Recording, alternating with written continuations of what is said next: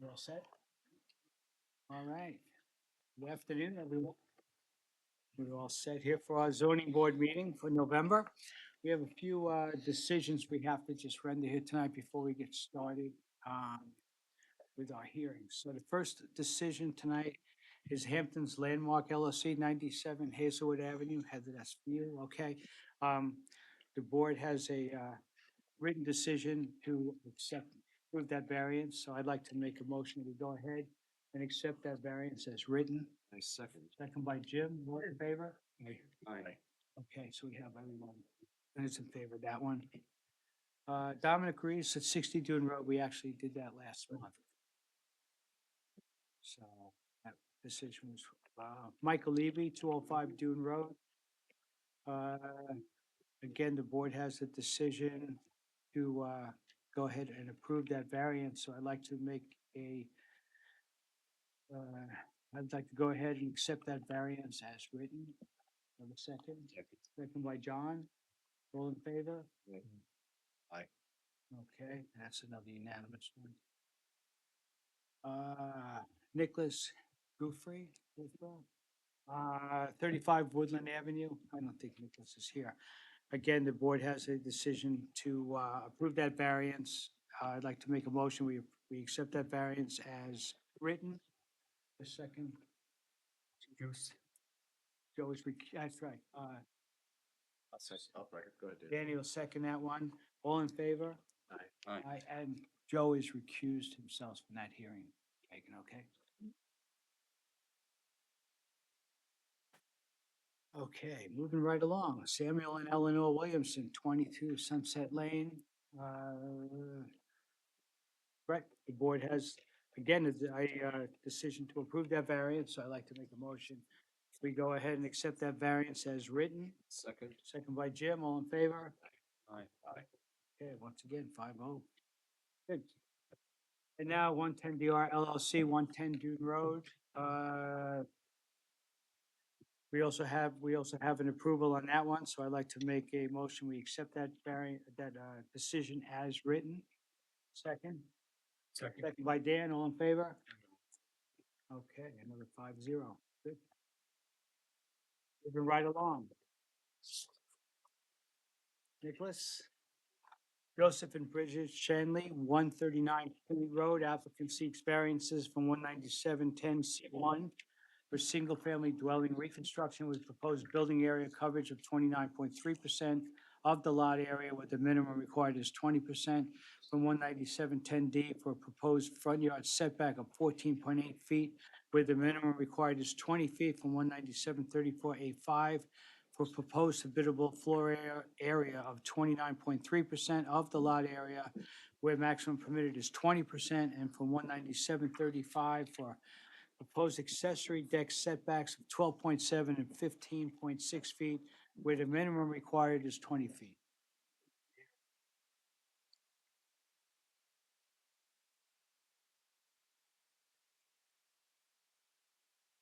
Hearing, I think we asked for an adjournment because we were still waiting for the updated survey to show the demolition of the side yards, deck and hot tub as per an agreement with the planning board.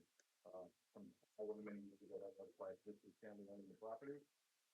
Since then, we did demolish the building only because it just made sense to do it at the same time. And as had stated in previous testimony that the new construction that we're proposing is going on the existing foundation, which is the pile foundation.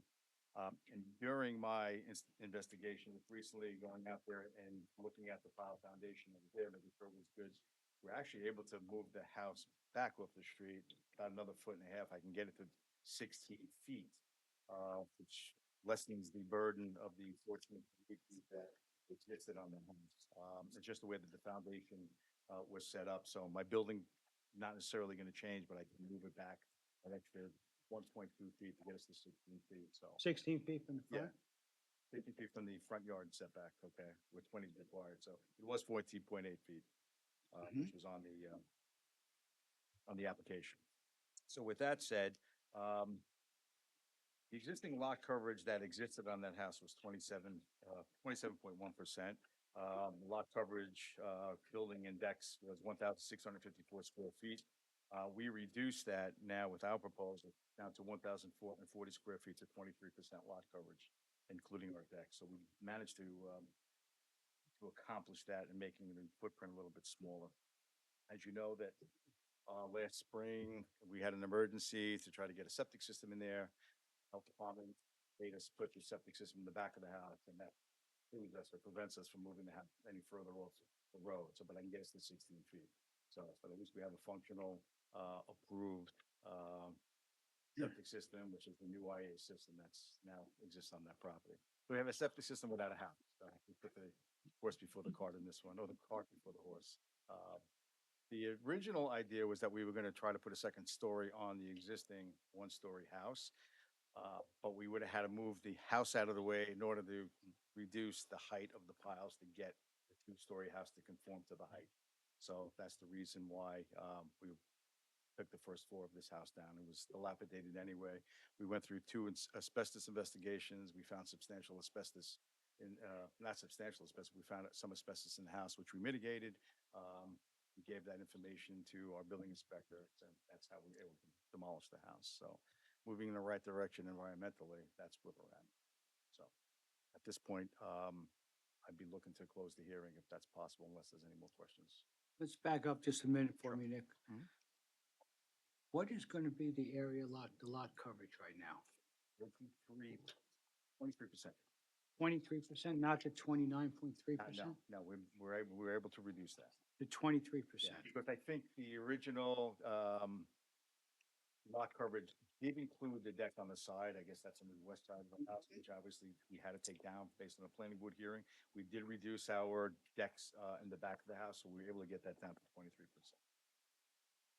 And the front yard setback now you propose is Push gonna it be back to 16 feet.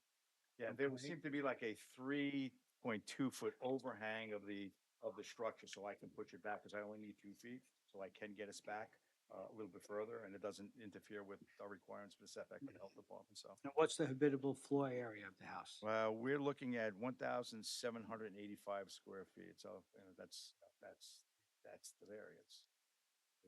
You know, So less that's the 29.3% 29, stays the same. that's correct. Okay. I think you have our architectural drawings on that. You see what we're looking to do there. I believe we designed a nice house. Certainly fits in conformity of, the other two-story houses in the area. Mhm. All right, and your side yard setbacks, you're looking to keep the same, the 12.7 Pretty much and the 15.6. You reduced your the request for variance for the front yard correct. and lot coverage. Correct. Okay. Everything's gone in now. You're just gonna put a modular home on those pilings, huh? Do we have a site plan that shows this? No, I only found this out there. I wasn't gonna hand you a site plan at the last minute, so it'll be a condition that I can get us back to that 16 feet very easily. Okay, like I said, there was a 3 foot overhang on that front, the front of the house. I only need 24 inches. That's why I can push this back that additional 1.2 feet.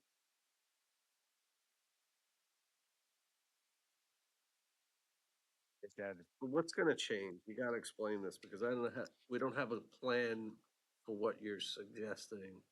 Well, you have my plan. You have an updated survey that shows our pile foundation. If you looked at that plan, I think David Fox is showing a setback to that front pile of 15.2 feet. Like I said, I can cut that back Mm-hmm. and get us to 16 feet on that side of the house very easily, okay? Because that front pile that you see at 15.2 feet is underneath the deck, and I don't need that pile for my deck. I can push the house back to make that up to 16 feet. When? And we're under construction. No. When are we gonna have that site plan? Well, I'll give you that site plan tomorrow. I'll revise that site plan. I mean, tomorrow. you wanna, it's up to the board whether to close it, but we can't do a decision unless we have You'll have that tomorrow.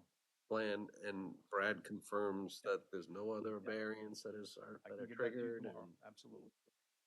New revision date. With the new Yeah. revision date, yeah. your site plan needs to reflect The revision that the exact, right? Yeah, well, that's the survey you just opened. My site plan is It's my the, site plan. Reflect that. Yes, it will reflect that. not the Rayner Marks and Carrington Yeah, we're not the, 2004 not, survey. right, not the David Fox survey, so that's only showing the pile. And it'll be my it'll be my survey, my site plan, which right now, last date on that is 1/3/24. And I'll revise that to tomorrow's date. Yeah, but just remember, that was based on the Rayner, Marks and Carrington survey, so you gotta make it match. It's gonna match the David Fox survey. Yes. That's the most recent survey, I believe. Mhm. Absolutely. Nick, Actually, I'm sorry, Joe, my site plan reflects that change to that the portion of the property that was taken away. Oh, I know, but it references the wrong survey. Understood. It's on, Understood. we had that conversation last month. If We you're only- gonna, if you're gonna submit something based on a survey, it's gotta match the David survey. Fox survey, yes. Nick, let's talk about the habitable space, calculations. Now, where would we find that? I don't see that in what I have. I think I put that, that's probably on our site plan. Floor plan, let's see. So on my floor plans here, which was submitted as a set of construction drawings, which is on my second page here, so, which is part of my construction, as I gave you, our preliminary drawings of the floor plans and elevation, so. Now testimony in our application, will show that that's what our floor footage is, so. We're at 1,785 square feet. How do you calculate that? Yeah. Why take the outside gross floor area, gross floor area, living area. What, aren't you pulling out, utility areas and things like that? Mhm. You are. Okay, Yeah. that's what I'm saying. Yeah, and this, and again, we're, we don't count the two-story, staircase, that's floor area, because it's not floor area, and you put the space comes out, because it's not empty. But do I have any of that? Should be on that drawing, and if it's not, I'll look at that drawing to show you that exact square footage of home. Yeah, those are the preliminary drawings that we submitted, but in our application, we're showing that, our calculation of 1,675 square feet. Yeah, I don't see the math on that. Maybe you can show me where it is.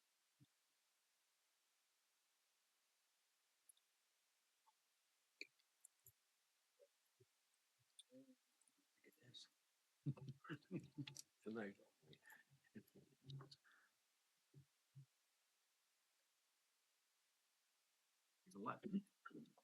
Okay.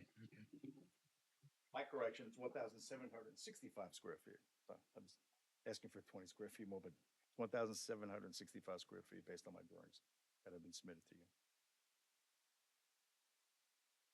It's on the elevation page.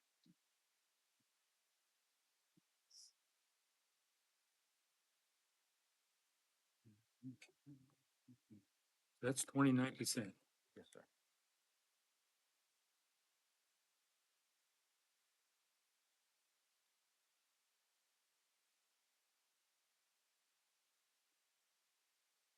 That's a, fairly big ask, in that, in that variance.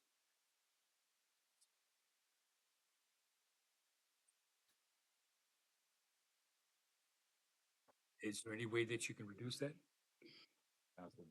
It's as best we can, Joe.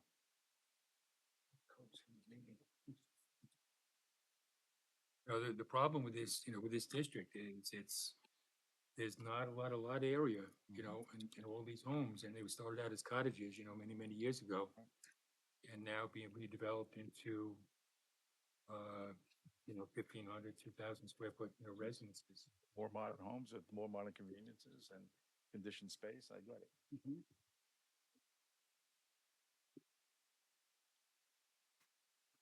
What was there before, habitable area?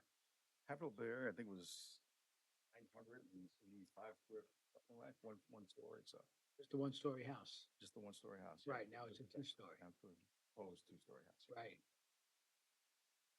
But it had the same setbacks, didn't it? Same setbacks, yeah. Same Side setbacks. yard, same side yard setbacks. Same and- side yard setbacks, Right, it with- went like I back a said, little we're bit from the front looking- yard. Right, looking to pull the house back. a Yeah. little bit Front.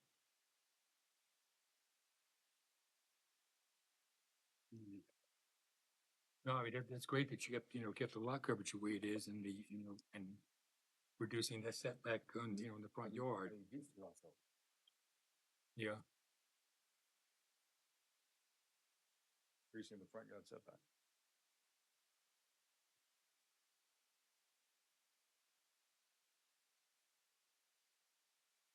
The second floor, the second floor mirrors the first floor. Pretty much, I think the second floor steps back on the northwest corner of the property. Just a touch, yeah. Well, enough as a, there's a deck that I was gonna be, some decking, and I think he just pushed out, the back of the house a little bit, the second floor, just to, give it a little interest of the house, otherwise we would have a nice square box. Which I don't like my square box, but. We'll try to give it a little architectural interest of the house.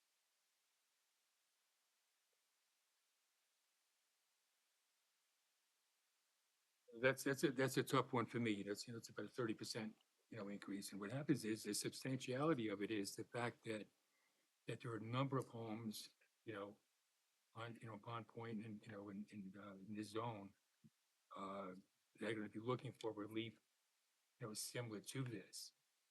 And this being used as a standard, and sometimes, for increased, habitability, on these small lots.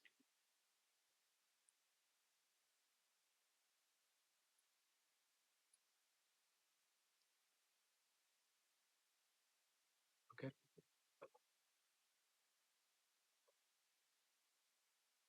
Final answer? Looking to close the hearing. Anybody have any comments on this application? Anybody want to be heard on this application right now? On point? No? Tony, Brad, everybody all set on this? Okay, so I'll make a motion. We go ahead and close the hearing for a decision. Second. Second by Jim, all in favor? Aye. Aye. I will have that site plan to you tomorrow for sure. Right, so now obviously this is predicated On on that you site plan. getting that plan to us. But tomorrow, it'll have tomorrow's date on it. Okay. Good, thank you. Okay, thanks, Nick.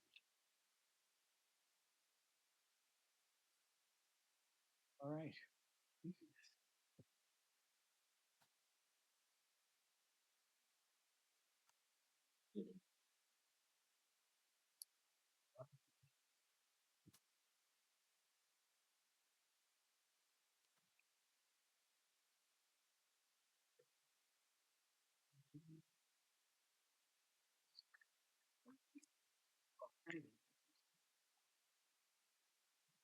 Just thought before I start, I know you have large copies of everything. I thought it might be easier if you had a 1x17 in front of you, it's the same as the rules that you have now.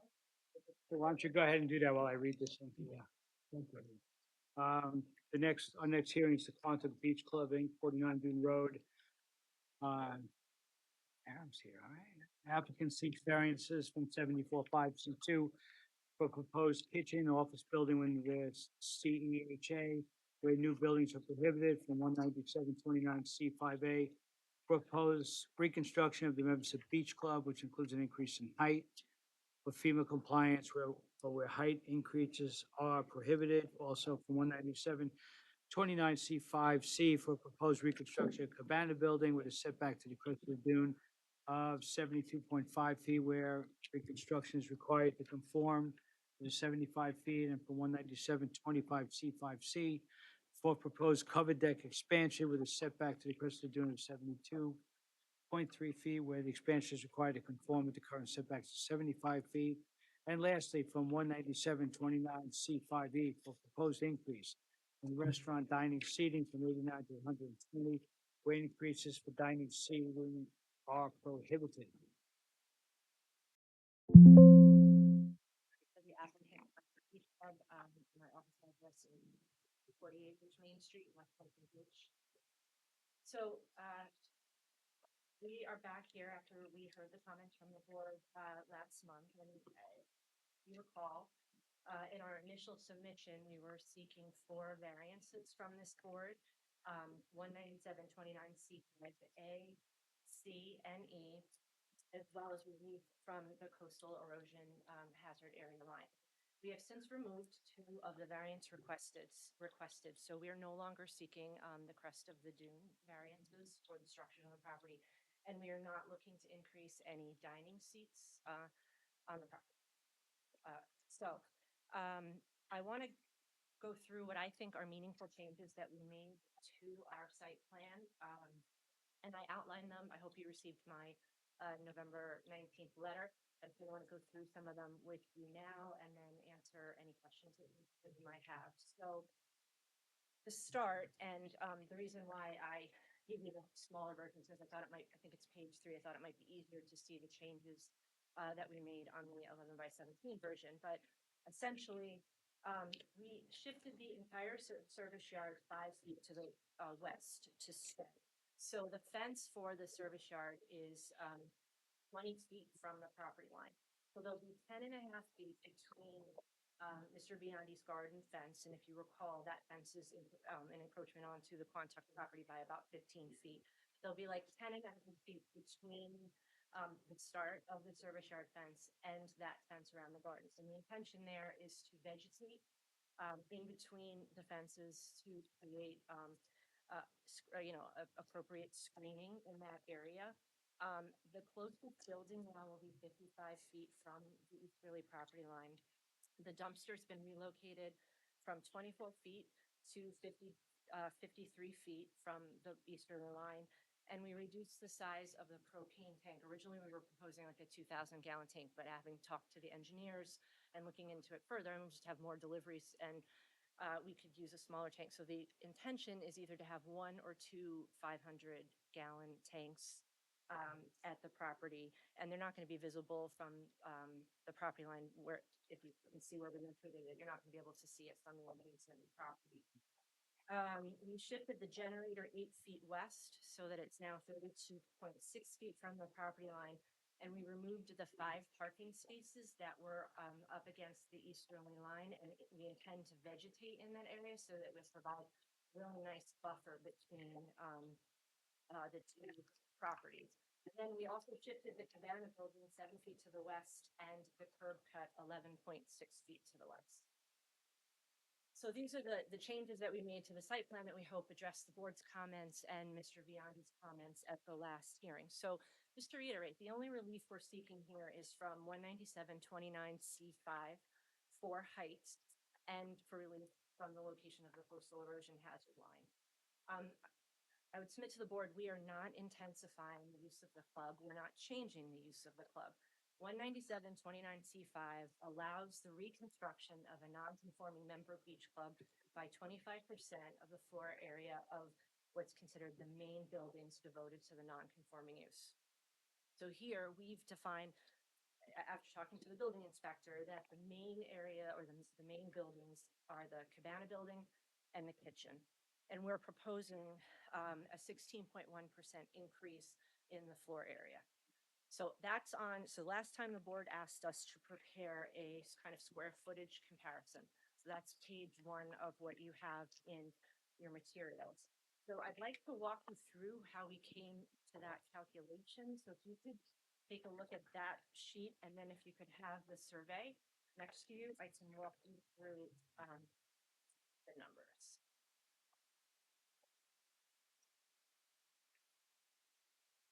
So if you look at the survey, well, if you look at our sheet, we define the main building as 8,819 square feet. That calculation includes the bathhouse or cabana noted on your survey as 8,242 square feet, plus what's defined as building, this kitchen building, 177 square feet, shown on the David Fox survey. Together, that is the 8,890 square feet. What we're proposing is 10,239 square feet. So how do we get to that number? 10,230.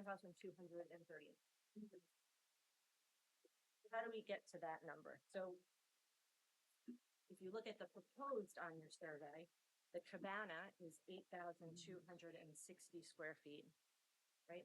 The office and kitchen are 1,090 square feet. And then we included in our calculation an additional 889 square feet, and that's not shown on your survey because that wouldn't be counted as lot coverage, but it is part of the lower level of the so what is in that 889 square feet? That would be in the lower level. That's kitchen storage of 326 square feet where our walk-in freezer is going to be located. It's a staff lifeguard break room of 392 square feet, the small reception area of 60 square feet, and its additional storage of 11 square feet. So that's how we got to the 10,239 square feet, which is a 16.1% increase in the floor area of what we would consider the main buildings, which is in compliance with 19729C5. So when you look at those numbers, it's clear that we're not intensifying or changing the use of the club, right? So the Cabana building itself is basically staying the same size. With an 18 square foot difference between the existing Cabana building and the proposed Cabana building. We're reducing the total amount of deck space by 224 square feet. Say it again for me, please. The Cabana structure is basically staying the same size. There's an 18 square foot difference between what currently exists on the property and what we are proposing. The deck space that currently exists on the property is actually decreasing by 224 square feet in the proposed site plan. We're adding the office, the reception desk is smaller by 32 square feet, and the dining seating is remaining the same. Okay, so the reason, when you look at it that way, you can see that the reason for the gross floor area change is solely to provide for a usable code compliant kitchen for our staff, for break rooms, a full bathroom, because right now what we have is like a tiny little closet. It's a half bath, a break room and bathroom for the lifeguards, and an elevator. And then with respect to the rest of the provisions of 19729C5 D through F, we comply with those provisions as well. So we're not exceeding the 100% increase in storage allowed in the codes. And the storage is remaining on the level.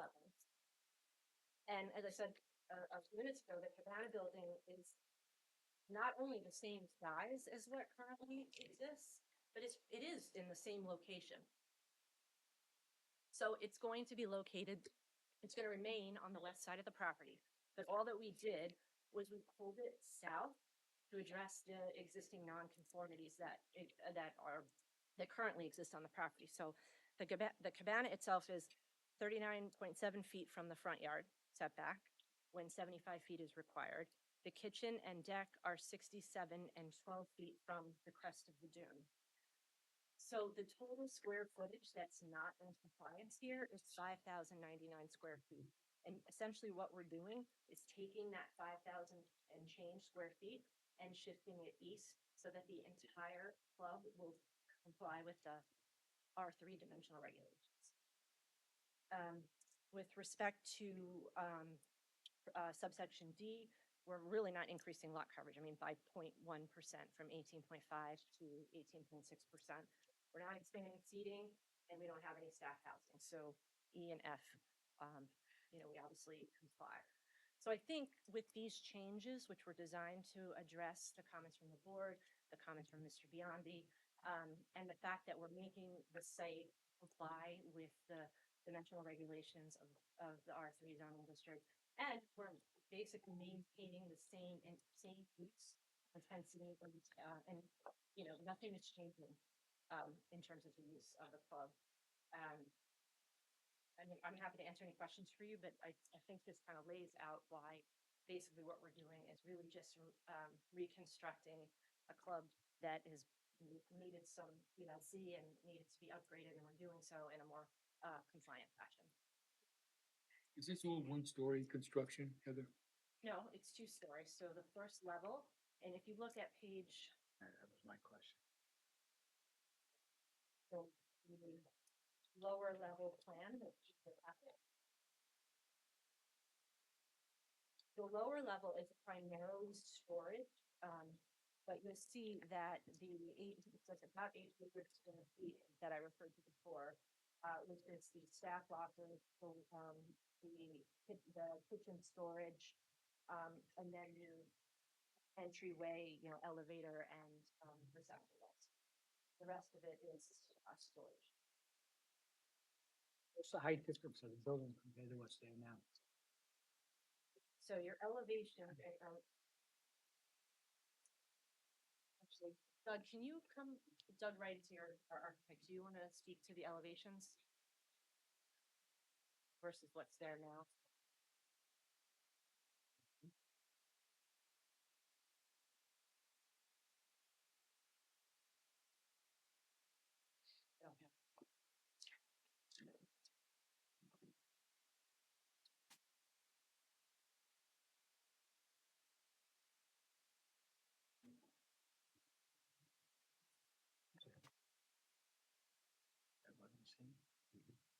Okay.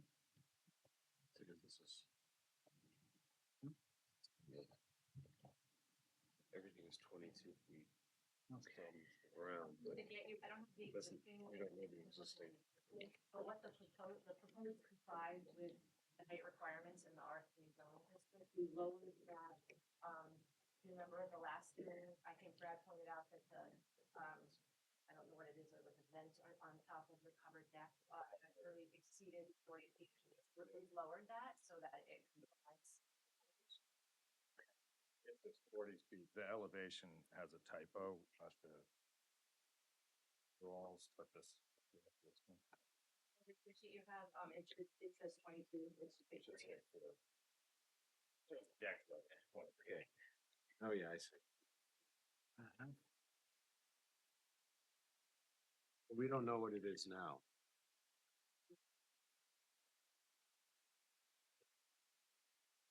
The idea here is that we're moving the program, the use that we have now, to sort of the lower level of the club now is essentially office storage.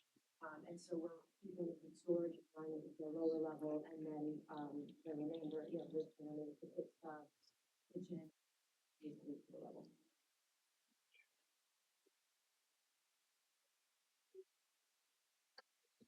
What's the base of elevation that you have to move, you know, to that first floor, I guess you would say, where this, the first floor is essentially a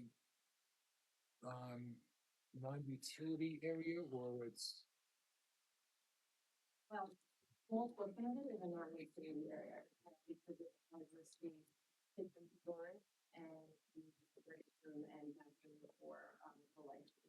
okay, So that's the approximate 700 to 800 square feet that I referred to before on the lower level. So Right. that is, okay, but the remainder of the lower level is sort of, not. right. The base, so the second floor would be the base flood elevation number that you try to achieve, right, or no? No, because the first floor, that sits on the first floor, is habitable space. Oh, okay, That is at the, it is what the. and that would be, what number do you think? Yes. 10 feet? Yep. Okay. What's the memorial garden? That is a collection of plants that were given to the club. Years and we transplant those as a memorial to the original purpose for this area. So it's an arbor botanical use. Yeah, sorry, it's a collection of trees and plants that were given in memory of the method, and they would be, we're over on the west side, and they would be transferred to the center and to this area.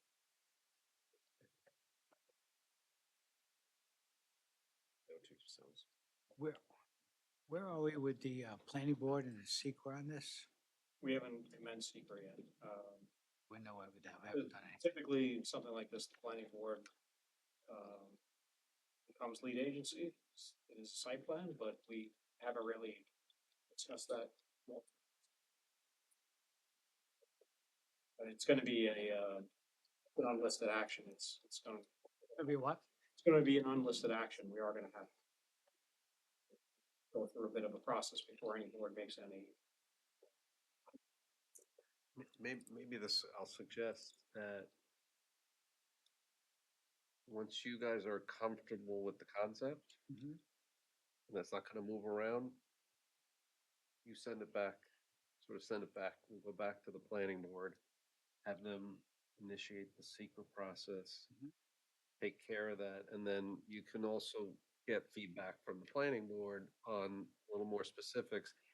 By the time this board is presented with a final decision, we should have the final site plan, so that we don't have to start over again if there's any tweaks done by the planning board, you know? I Like, agree, yeah, I is understand. that whatever special, if they were to grant a special permit on this, it has to match the exact site plan, because the whole thing is part of it, so. You know, if a generator moves around, if it's whatever, you wanna make sure that the Right. decision matches whatever the site plan is that the planning board is looking Even at. the propane tank, 500 gallons is one thing, 1,000 gallons is another thing, setbacks change, you can't put them next to each other, so like, something that really is not this board's concern, but planning board's concern, I mean, those things we probably wanna work out once. The other thing, on the initial application, I didn't realize there was a second story, and that wasn't called out in that first, in that notice, so. I think maybe renoticing, since they've eliminated some variances, and there's one that we called out for height increase, but not a story increase, I should really enumerate that as well. Actually, I think that this is a two-story, what we have currently would be considered a two-story, structure because we have a mezzanine level and it exceeds 1/3 of the size of the main level. So I would argue that this qualifies under the definition of story in the code to be a two-story structure. I wasn't aware that there's anything, Why don't you argue that with him offline, because ultimately it's his call, and so maybe the way we deal with that is just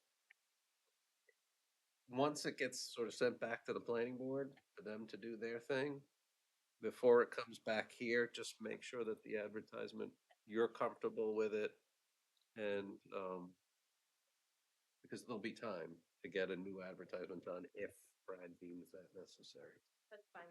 We were originally going to go to the planning board from our last meeting, but given the comments that we heard from the board and from the public, we thought it made more sense to come back here and let's see if we can get a little closer to, where everybody's comfortable with the plan. And then obviously we'll go to the planning board and do what we have to do there and then get. We've made some really great strides here, I You come a long way. And Heather, when you, think. this can kind of wait, like, it doesn't, not everything has to be on the plan at this moment, but at the end, those setbacks that you talked about to the neighbor, they should be spelled out on the final site plan because it's so important to them. Yep. You know, the generator, the propane tanks, I know they're just sort of shown on the architect's plans, but I think they should be on the site plan because they're that important. Okay. So, you guys have anything else? Anyone have any comments on this application? When it's not being closed tonight, you are here. It's not being closed tonight, obviously, but, I'll make it quick. come on up. Mr. Biondi, right? Yeah. So you got this here, the changes that have been made and, okay. And since the last meeting, I've gone and. Address for the record, I'm sorry? your name and address for the record. Chris Biondi, Biondi. Address 37 Bean Road.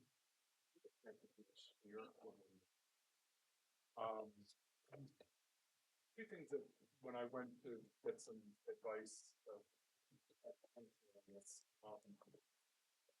two sets of attorneys. The first thing they said to me is, so Mr. Biondi, as much as you can, yeah, with the microphone. Sorry I'll about that. record. No, thank you very much. they both said to me, so this plan entails ripping down this club and completely rebuilding it, all of it 100% within the coastal erosion hazard area. With no thought to trying to keep that compact. Mhm. And if you look at the plan, you'll see there's a new grand entrance with bike racks and no thought of keeping the main building together.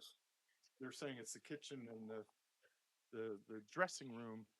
We're moving the kitchen. We're going from a small piece of their property to taking over 100% of their property. The side yard goes on my house, I don't know, 120 feet to 10. It doesn't strike me that that's using everything in your power to keep this compact. And given that all of your building is being done in the CEH area, everyone seems to be just assuming, yeah, of course, we're gonna build in that area. We're gonna rip down the old walkway and build a new one. We're gonna move the kitchen. We're gonna move all the porches. We're gonna move it all up towards the dune.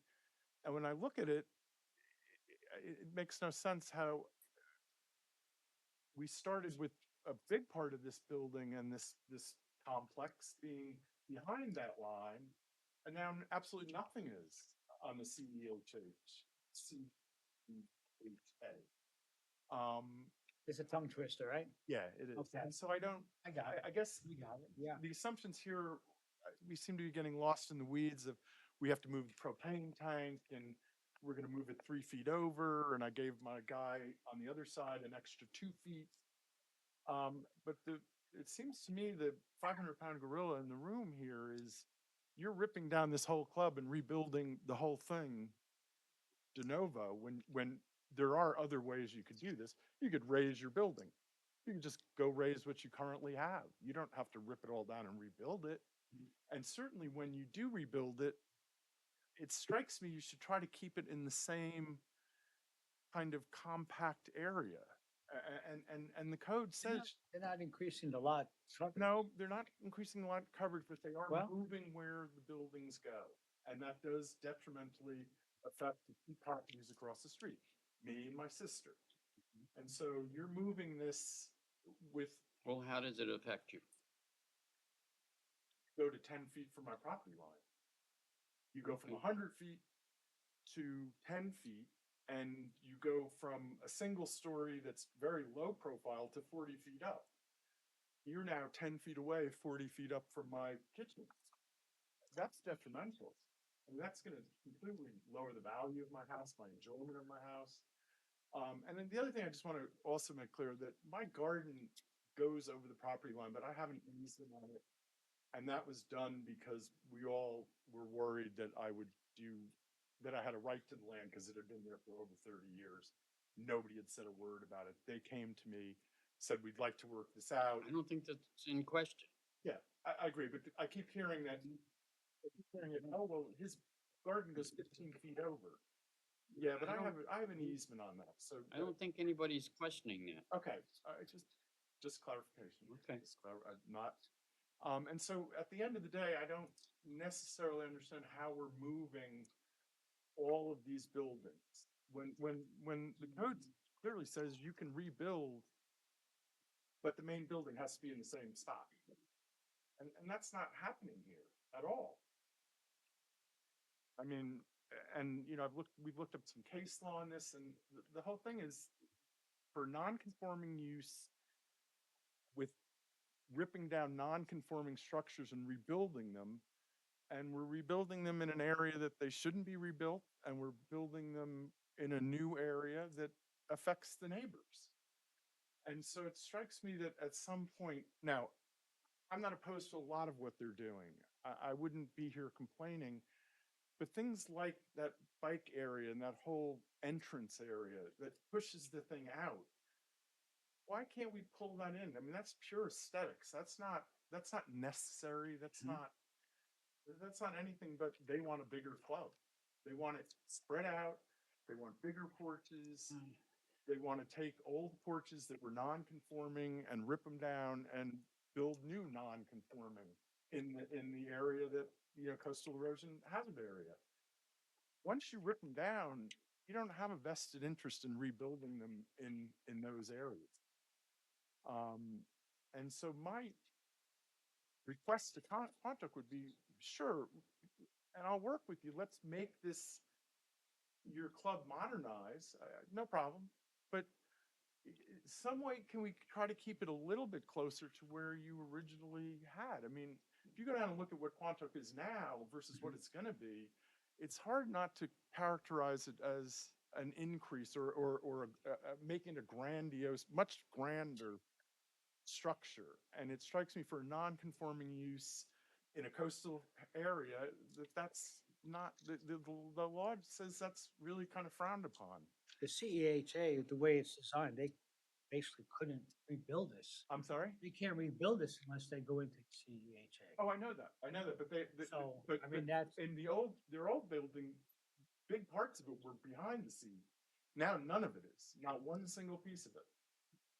When you say behind, what do you mean behind? yeah, what do you mean Which behind? direction are you talking about? I'm saying coming down away from the dune. So toward Dune Road, you're saying that, Right. well, they have quite a bit of there, as I'm looking at that. I don't know, I'm not sure what what you're saying. I don't either. Yeah, come on over. Yeah. Careful. Come around this way. What do you?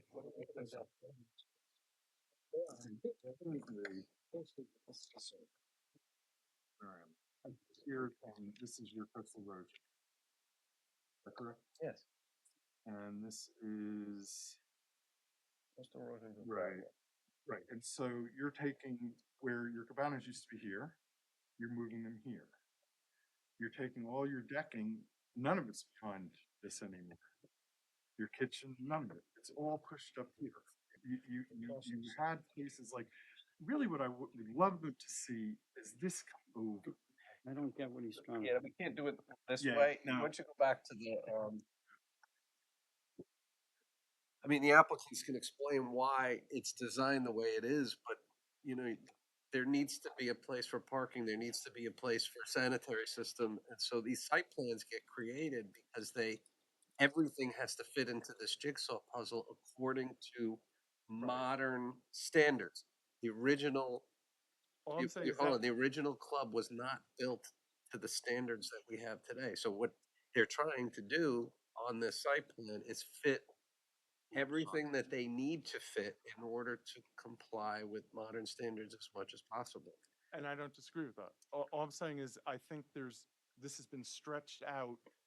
But I gotta also tell you that this board has a limited jurisdiction. This board isn't a site, it's not looking at the entire site plan. It's only looking at the items that have been flagged by the building inspector. And one of your arguments about it not being in the same location is not item that the building inspector has determined requires a variance. Because it doesn't require a variance, it's not really before this board. I don't think it is, Brad, is it? I mean, that's not an issue you raised as requiring relief from this board, is it? No. So that main argument that you're raising is not really an issue that this board is gonna consider. This board doesn't No, I doesn't understand have that. like this broad jurisdiction over everything that comes I just on don't- this I site guess- plan. It just has jurisdiction over things that the building inspector determines needs relief from this board. So And I guess I just didn't understand why the code that says you can rebuild but you can't move it doesn't need a variance if you move it. well, you can address that if you want. You can address that offline with the building inspector, but it's not really appropriate for this I hearing apologize. because it's I not in apologize. front of the board. That has not been raised. And the fact that all of this building needs a variance to be built in the coastal erosion, is that in front of the board? Well, it's coastal erosion relief for sure. Coastal erosion standards were adopted to not put structures at the edge of bluff or at the edge of a dune or at the edge of a beach as that bluff, dune, or beach are eroding from natural erosion. That's not, it exists, it's a law we must conform to in foreign New York State, but the beach is not eroding in West End Beach. It's growing since I've been there for a long time. So it is something that we relief from, but it's not so much of a factor when this line cuts through Dune Road and there's many, many different properties that can't be developed without that variance.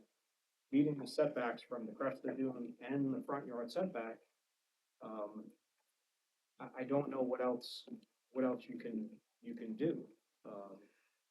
It's, yes, it's a variance you need from CHA, but it's not a practical concern that land is going to be eroded and whatever they build is at risk. I don't think that's the case for where we are with our jetties and with the beach evergrown. So there's, okay.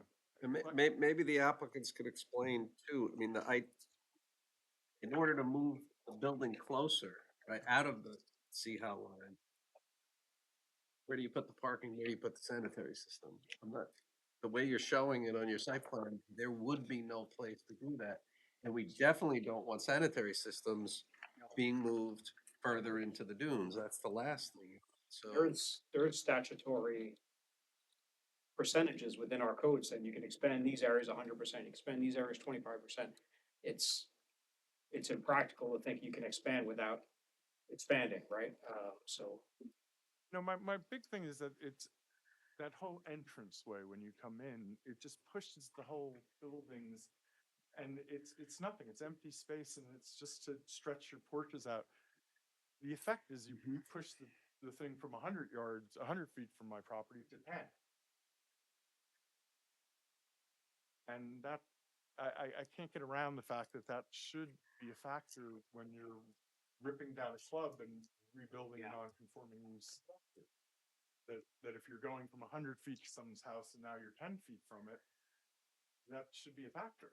And that people Did we should hit try to 10 feet? minimize that a little bit. No, Where's the where are you getting 10 feet? yeah, I'm not sure. Isn't 10 feet There's in the not 10 garden, feet. isn't what you said? No, the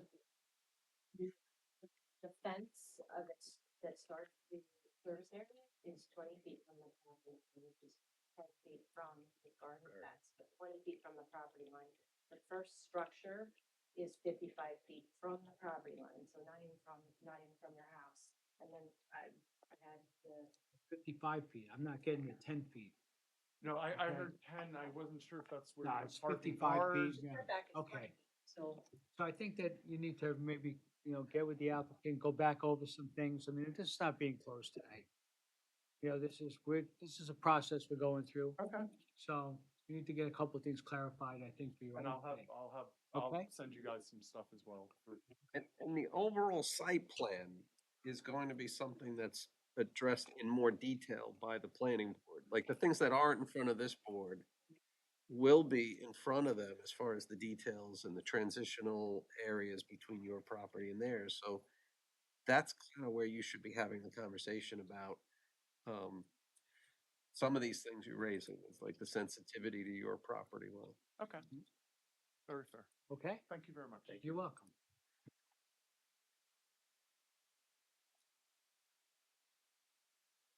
thank you for clarifying the distance of the building and its distance fence. Look, again, I just want to reiterate, we're trying to be a good neighbor. And again, this is a non-conforming use in a residential zone. The reason for coming back to this board, like I said before, discussed with kind of the more site plan elements, it's just because the board raised these issues as concerns last week, and we thought it didn't last month, and it didn't make sense to go to the planning board if the zoning board wasn't comfortable, or at least in concept comfortable with plans. So again, we're happy to work with, and explain what we're doing to Mr. Biondi. We did provide him the package of everything that you have here, and we'll continue. Thanks, Heather. Jerry, there might be one more person. Here you Do you need to, no. go. Oh, he was getting up to talk. I thought it What was. is it? Different application, okay. Hold your horses. We're gonna get to you, sir, don't worry. Okay, so is this now ready for the planning board? Is that what? If you're comfortable enough with it, I would say, I would think so. Gerald. that's up to you guys. I don't want to presume anything. I think we're ready So to then what go I would suggest to plan is move this along. certainly hold it over, but the question is, do we hold it over for 1 month or 2? Because the planning board kind of needs to take on charge of the secret process and the site plan process, and maybe it makes sense to do a couple of months instead of.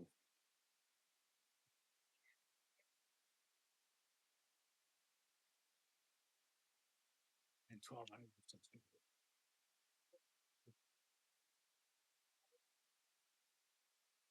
Well, And if you start said- at 2 months. Start at 2 months, and if we're really not ready to do anything, we can always adjourn.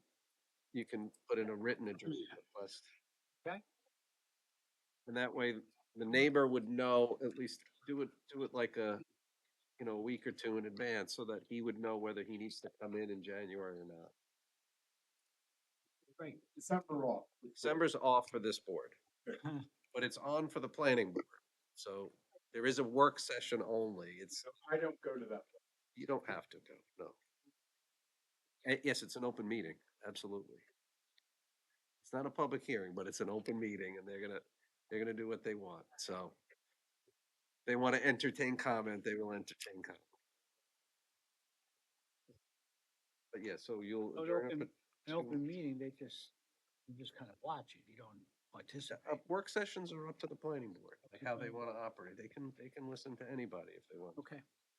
So I'm just gonna go ahead, we'll make a motion to hold this over for all purposes for 2 months. And do I have a second? Second. Come by Joe, all in favor? We're all good? Yeah, thanks. See you next year. Happy Thanksgiving. Happy Thanksgiving to you. Aaron, I hope we get to hear you talk sometime. And it's also fair to say that we can let the planning board know that you defer to them to act as lead agency for secret, right? Right. Okay, up to our new applications. Number 9 tonight is the West Hampton Beach Fire District, 92 Sunset Avenue. Applicant requests a variance from 19730C81B for proposed emergency facility sign with an area of 32 square feet, where the maximum permitted size is 25 square feet. Hello, everyone.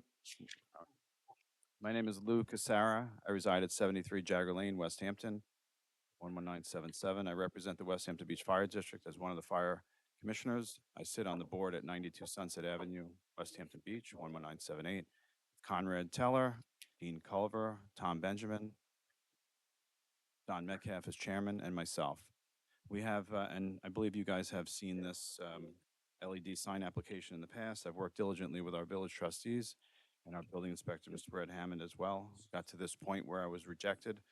On the rejection, I stand before you seeking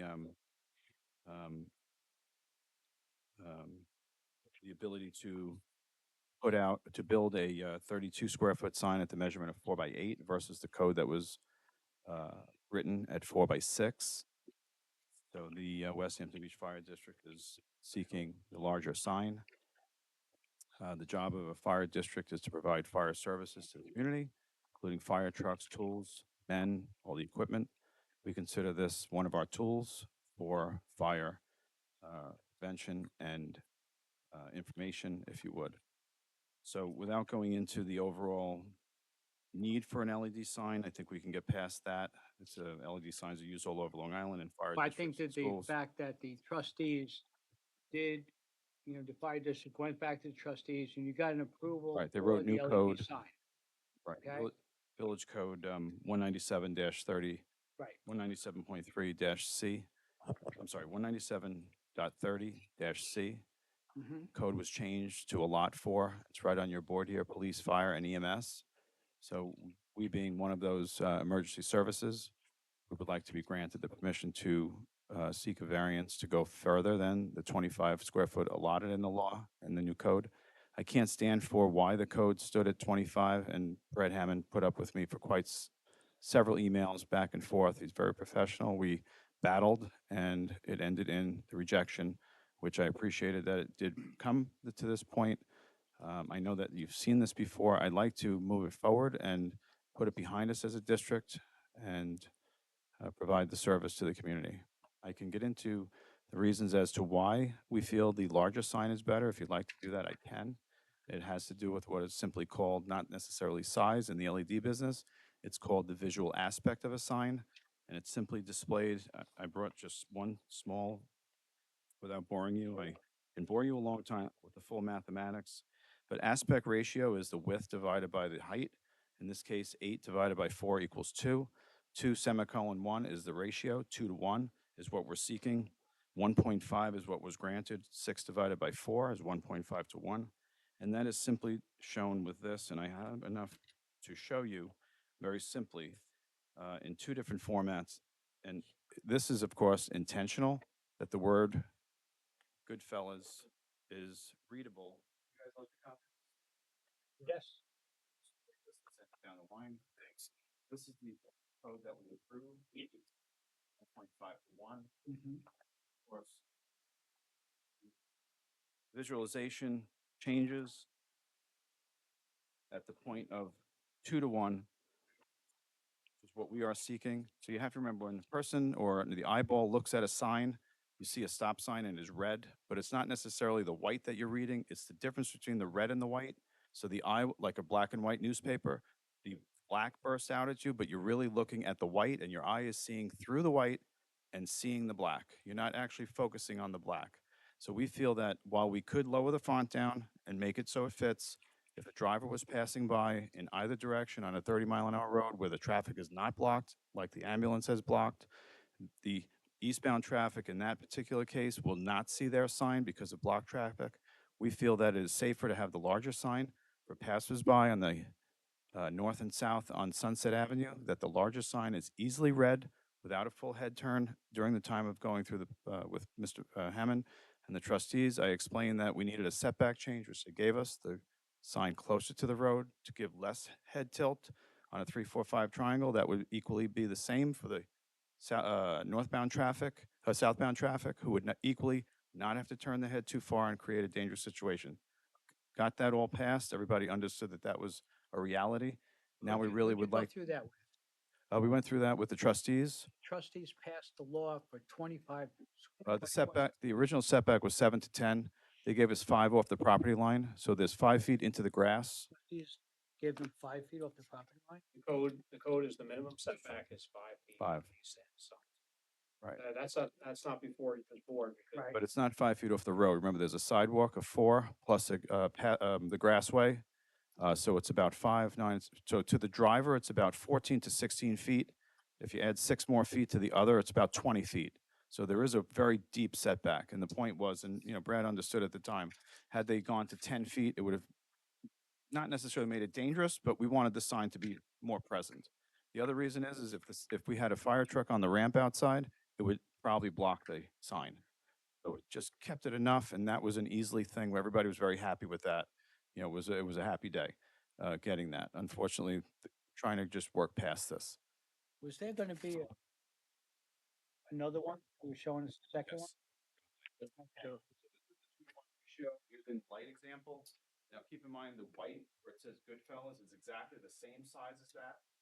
So if you had a 3-line sign, 3-line font, sentence, you can see the sign very quickly and read it. It's the color of black and white and black and yellow as signs are on the side of the roadway. 50-mile-an-hour signs are best read with black and yellow. Shorter distances is red and white like a stop sign. So what size is this font I here? don't know the font. What I did was I created a document that created exactly the 2 to 1 ratio. One of you might have the exact spec on the computer, but this is exactly 2 times and 1 and 1.5 by. Well, let me ask you a question, I mean, it's not gonna be any more than 8 or 10 inches. Probably not. Right. I can't say for sure, but we're not really putting blast on there. We're putting. Would you like me to explain what will go on the sign? Well, I'm kind of confused with this, because are we talking about, this would, in other words, this would be a 6x4 sign or a 4x8 That sign? one is 4 by 6. This is 4x6, and that is This the is the 4 by 8. 4x8. So the same. So let me change diagrams. I have another diagram that would show a little different, quote aspect. And obviously, you're gonna have 3 or 4 lines on here, you're not gonna have Correct. one. Probably right, yes. Okay, this rendition will show you, and actually this is from the Watchfire, getting into the cost of the sign. They don't offer a 4 by 6. That's also another consideration to the taxpayer. The smallest sign will cost 19% variant cost increase. So this is 2 by 7. This is similar to what the school has at the middle school. This is what we are asking for. What size is the middle school sign? It's approximately 3.5 by 7. I think it is under the 25 square feet. Okay. And that could be where the code change came from. I can't speak for that. The code, the village sign ordinance is the maximum of the 25. 25. Yeah, that's where that came from. So this would be 5x10, so this is so you can add in 1 line, 2 line, and this gives you all 3 lines with the horn. But again, we have an agreement with the village, we're not putting any, cartoons or. And strictly- animation. things like Yeah, that. yeah, and that'll be clean. I think the agreement was the commissioners are ultimately responsible, via guidance of the chief. We'll be changing chiefs in January, in December to Lou, January. I'm sorry, but we need your help. I'm sorry. The- So the content of the sign is under the auspice of the commissioners. So if the mayor said, hey, what's going on? Or Brad calls me up, there'll be 1 or 2 commissioners that are strictly involved in the sign. But if the chief wants to, in the example of, we just got this beautiful rain, we have had several brush fires. If the chief says, we need to put a brush fire alert out, car accidents, buckle up, barbecues. We had the East Division Street fire. I don't know if a lot of people know, that was a barbecue fire in the back. We had another one on Dune Road. Police officer Mark Yakubazzi actually put it out in advance of the firehouse. The fire department came and did the overhaul on it. It was excellent work on his part. Just many, many different things that are happening. Smoke alarms, detectors, sanding, spackling. I mean, the trucks roll and we provide the service. The guys show up, and a lot of times it's the homeowner or it's the building department should put a note in their building plans that you should be capping all of your receptacles. The guys show up just to clean receptacles. We had one this morning in a restaurant. It actually worked in town. Everything was working and so forth and so on, but it was a good save, no burn. But there's just a lot of things that can be put on there. Of pieces of information. As you saw, we were encapsulating the base in concrete with masonry top to match the existing building. And that would be, I'm not sure if I gave you this, but with no cap, we are choosing not to cap it, and put an extra, a name or title. We're going with the picture that I gave you with the flat top. We feel that that's enough. You're going with this. We're going with that. Okay. Exactly. To put the top on it. Again, it's about $8,000 difference in cost. We feel that we will not burden the taxpayer for that. We have the money in-house. We're not asking for money or bond or anything like that. We're fully funded to execute it. Our electric is in place from the original build approved in 16 on the 92 Sunset Building. So the wire is in the ground. It's a very easy, fast fix for us. Right, so the argument is, 2 points, the smaller sign to make it 25 square foot, say a 6x4 sign, it's gonna cost more money, for that sign. This sign is more of a standard sign, Right. it's 4x8. Right. Number one. That printout I took off the internet. Yeah, Just want to show you on the watch fire. Go ahead. I'm with you, Ms. Mazinski. now the challenge that, that I have, and I can probably. Just show you. You can look down this list. There is no 6x4 provided as far as an option goes. And this is the size. The size is here on the left. Yeah. With the complete sign ordinance that the village has, they're trying to keep the character of the village, no neon lights, LED, lights, and as such,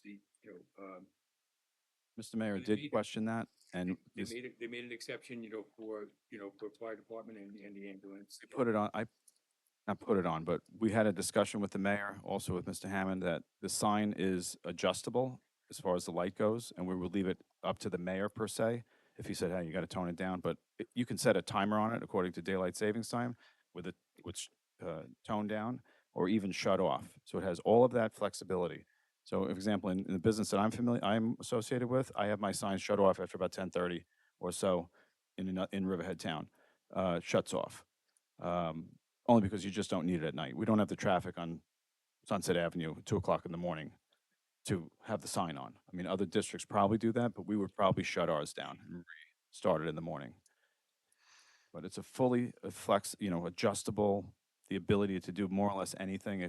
Can be programmed, repaired more or less, software repaired from off-site. It is the best brand. I mean, I can't say that we're saving the taxpayer. We could be saving the taxpayer by buying an inferior product, but we're not going that route. We're buying a product that we feel will last for a long time. Well, as far as that, so a lot of that goes, that's gonna be before the ARB, as far as, some of those, comments. But, the 4x8 sign is a fairly large sign, especially on top of a 2 foot high base. Well, true height was the height that was approved. Yeah. I think it was 18 to 24. We're probably going to go on the 18 side just to keep it, cognizant of the height. Now, I know you said that you. Maximum height is 6 feet, right, Brad? I believe, yeah, maximum overall height is 6 feet, so we'll be within that. I know you said that you wanted to keep it as close as possible to the sidewalk and to the roadway, visually. But would you consider moving it 5 feet back? 5 feet per. Let me just check my notes. But, for 10 foot setback. Joe, I didn't hear what you were talking about just then. I asked Lou if they would consider, setting it back not 5 feet, but 10 feet from From the street, the property line? from the sidewalk. Smidzicki, we had submitted these are my original notes submitted at the time. We were asking for 7 to 10 feet. Designs, we have yes, so we were submitting 7 to 10. At the time of questioning, I pressed for it to be further or closer. And actually, I believe the village gave me the extra 2 feet. 7 would be okay. I would be okay with 7. 10 pushes us back. So you don't feel like 10, a 4x8 sign would not be that visible, coming each way on Sunset? Again, it's the head tilt. When you're driving, you turn more. And the angles, it's like, like shooting a rifle. One little millisecond of a degree of movement over the distance is 10 feet. So, I measured the corner this morning. Our building from the sign to the corner is 290 feet. I did measure the ambulance, it's 400. We have slower traffic. I mean, I guess if that was a contention, I would probably have to say it. I would be okay with it. I mean, I don't want to say okay. I'd rather stick with the 5. But if I had to, I'm one commissioner. I don't want it to go to another district meeting for approval, See, this is a difficult application because we would never get through in the business district. Per se, if it was. But it was written exclusively for. I know. Yeah, I know. I don't want to. I don't want to. It's not about the battle. The Yeah, battle we battled. Sure. But I'm really, Just from my seat, I mean, the I other know. board members, they have their own concerns. Yeah. But thank you for that. But we really want the sign. I know it'll be a huge, Well, piece you of the really want village. the sign, but you have the sign, but now you want a bigger. Correct. sign, I apologize. We would like the larger sign. a bigger sign. We feel that, it's more appealing and it's bigger isn't necessarily better, but I think in this case, it'll provide a better service. You say the fire commission district, along with experts and trustees. Did I write Your that? application, the fire. Okay, yeah, District so that Commission, was, along with experts and trustees, unanimously agree that the 4 foot by 8 foot sign is most cost effective to the taxpayer. correct, due to the 20% increase. Also the aspect ratio. It was probably due to aspect ratio, which I would cover today. How much does this cost? The sign itself is probably, well, you have to remember, there's masonry, there is electrical hookup, the footing, the overall That's all cost of gonna the be sign, there anyway, probably right? 65,000. 65,000. Yeah, yeah. But then again, you have to remember, every sign is that cost. It's not just, and this is from J Signs in Patchogue. He's the Watchfire vendor. So if you tried to, buy the sign yourself for the village and you went to him, it's the same price. It's HGSA. Brad, do you know that? HGSA. It's a county price. And you said earlier a 4x6 sign be 4x6, I feel, is insufficient because you would be using a font size that was smaller, and it would cost. make the cost. Look, I mean, fire district is blessed. January, you wake up in the morning, January 15th, the taxpayer pays the, money, and we need to utilize it as wisely as possible. And that includes things like this: property maintenance, roof, leaks, windows, new trucks, so forth. I mean, In the past, this board's been very supportive of the fire. very district. much so. We've given you, the height, you got a big variance for the height, you got for the signs up front. I personally wasn't involved in that at that time. I wish I was, to be honest, You are, because but you got, we did approve that. We're very, I just, I just don't see why you need a bigger sign. Everything you're saying, and you're just telling us that the sign that somehow got put up at the elementary school, which was not approved by this board, correct, is smaller than the one you want, correct? correct. It's also a single color. Single color does not last as long as this. This is in a 12 by 12 units. So if you had it, so that sign blows, that the entire sign goes. You can't change a piece of it. This sign is expensive because you have the book. It has 12 inch by 12 inch snap-in pieces. Right. So you don't change the whole sign. If a section goes out, you will lose that square, but you will not lose the entire sign. I think But you can't do that with the smaller sign that's you allowed can, under the code. you can. Yeah, you can. But you won't be able to do that with the 7 by 3, 3 by 7 that the school has. Once they spend their money, the money's, it's I was shot. just making a point about they have Yeah. a smaller one. But with the one that's allowed under the code, you can make those changes if you need to. This is Four true. and 1 foot blocks. You know, I use the dimension, the sense of dimension, with Mr. Hammond, and of course, he's a man of 90-degree angles. He didn't like my answer, but if you did just a simple comparison, cross multiplication of the bigger building, it does over to a larger sign on the other side. So, smaller sign in front of that building, it looks like they skimped.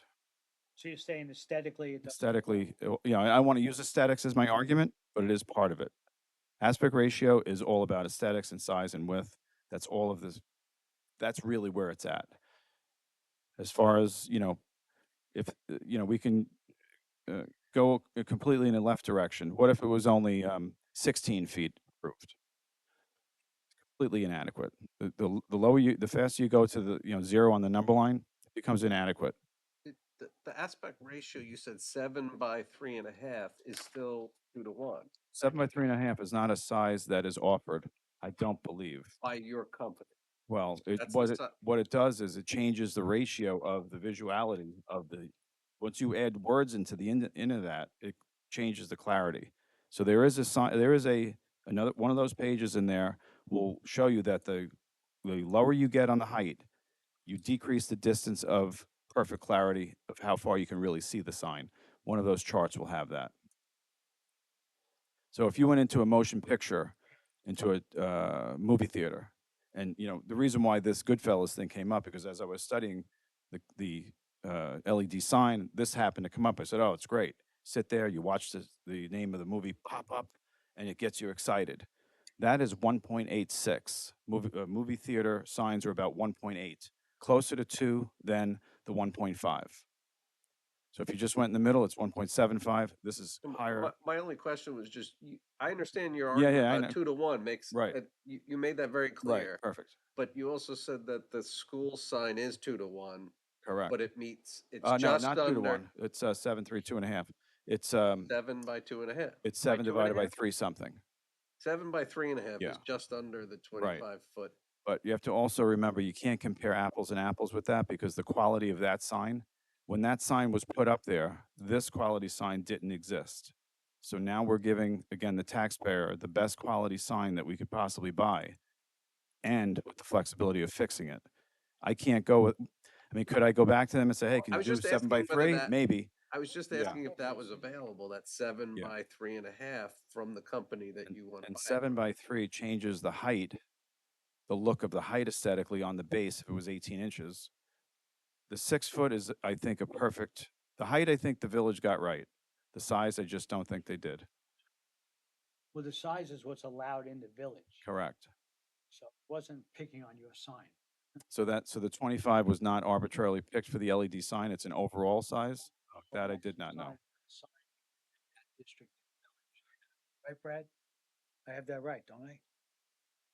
Every specification in the code that we passed, that the trustees passed, is from a already pre-existing within the sign code. So Okay. 25 square feet was a maximum not in this particular district, but elsewhere in the village. 5 foot setback was a elsewhere in the village. 6 foot height was elsewhere. all the numbers were not pulled out of a hat, they were trying to be constructed from the existing sign code, that's correct. Can I ask for relief based on the only 3 people qualify for the sign? Police, ambulance, and fire? Well, I kind of think that's why we're here, Okay, to be honest with you. okay. That's what this is all about, because you're the only one. I'm that banging the can get- counter right now. What's that? I'm banging the counter right now. Because that's the only thing that, you're the only people, the only organizations that qualify for this particular type of sign. You want to see the standing?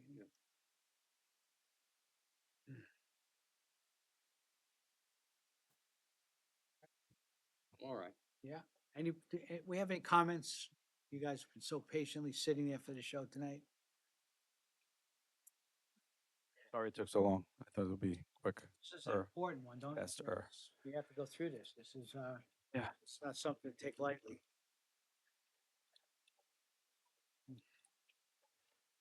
Gentlemen, anything else? Lou, anything else you want to add to, the presentation tonight? Could do 10 jumping jacks if you like. Thank you very much. Thank you. I make a motion, we, close the hearing for decision. Second. Second by Jimmy, all in favor? Aye. Do you want this back? Please. So much. And with that, that'll be at the next meeting? Is that how it works? Yes. Next meeting. Perfect, thank you. Thanks for your time, everyone.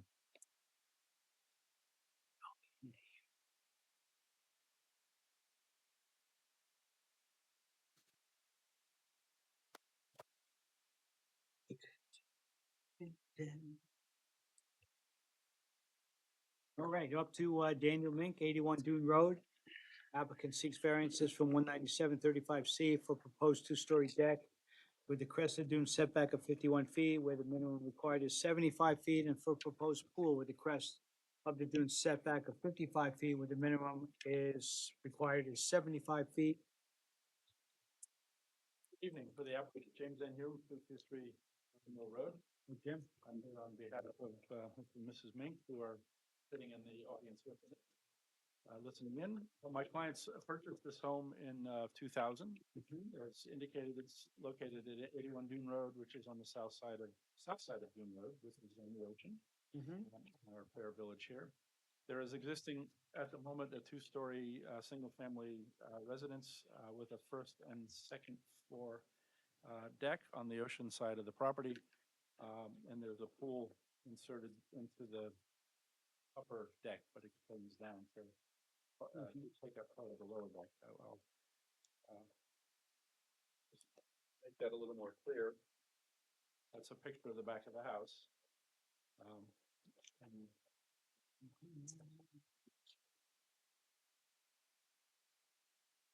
can see the two-story structure, and on the left-hand side of the first story, there's some filled-in arches. That's actually where the pool itself is sitting, because the pool is, you get into the pool up on the second floor, so you can understand what we're looking at currently. There is a bit of a ZBA history to this property. Back in 2001,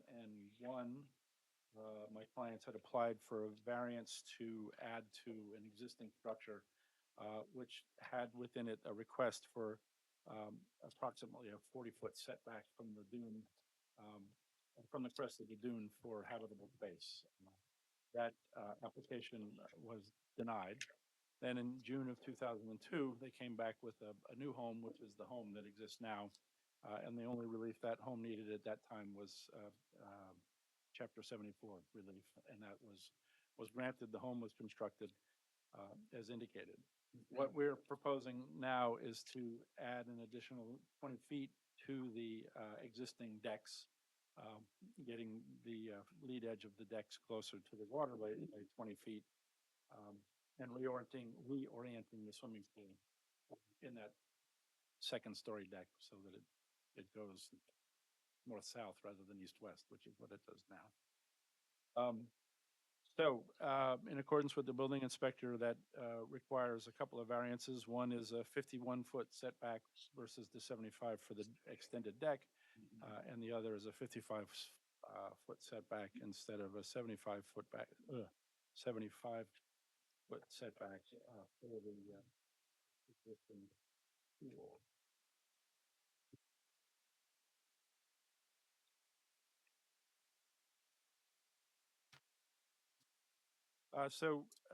Taking a look at this from the perspective of the, oh, here it is, sorry. So in sum and substance, that would,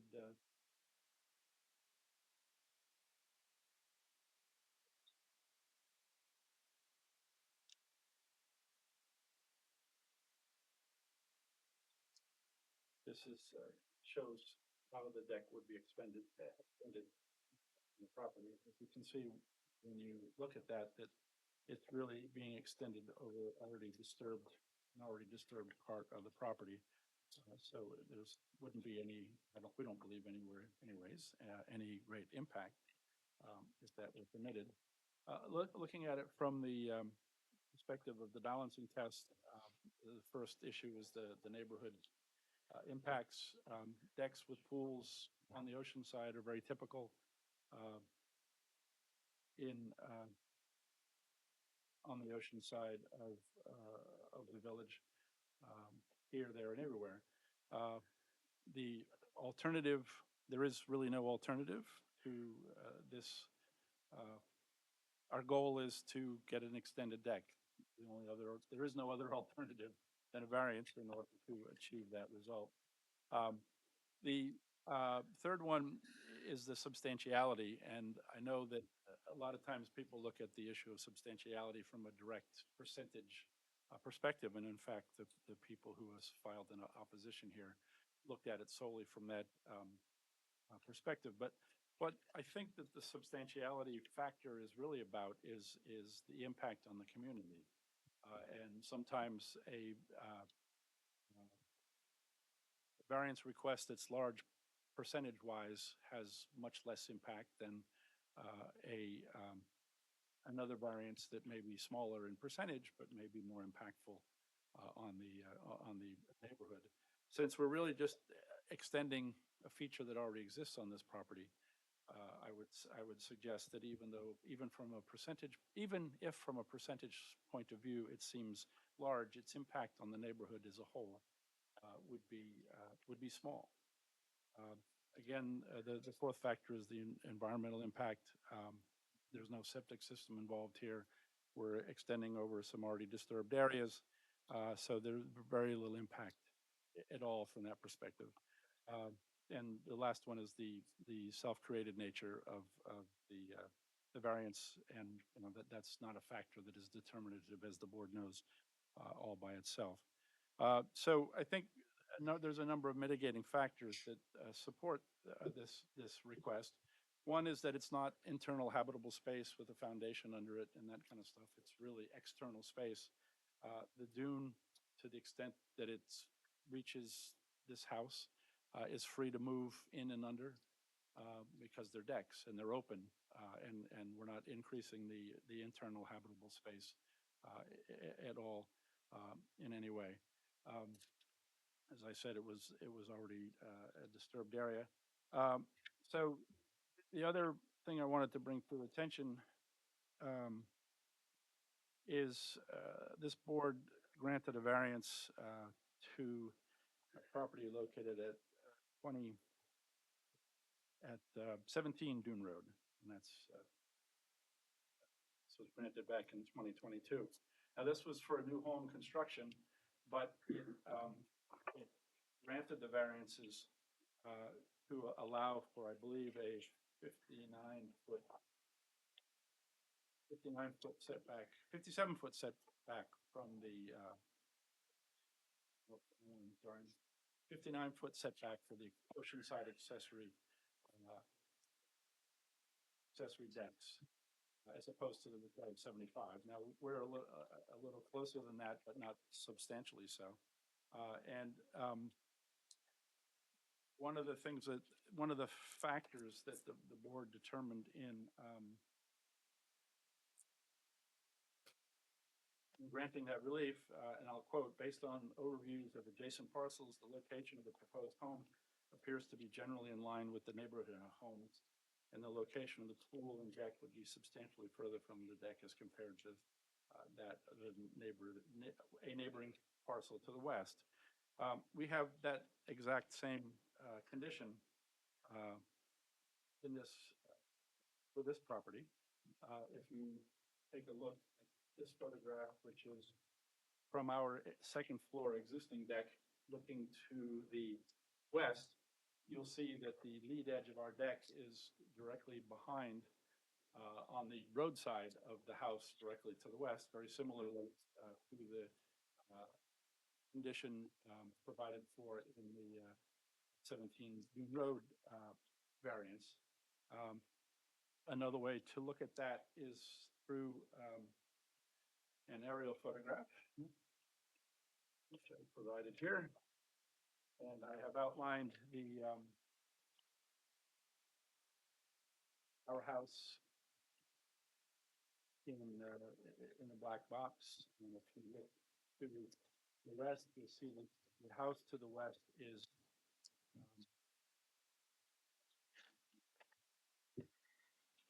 directly is directly in front of us, and in fact, between us and the ocean. And in fact, if you look up and down the street, you'll see a number of houses that are substantially forward of our home. So that factor, I would think, would mitigate in our favor. And let's see.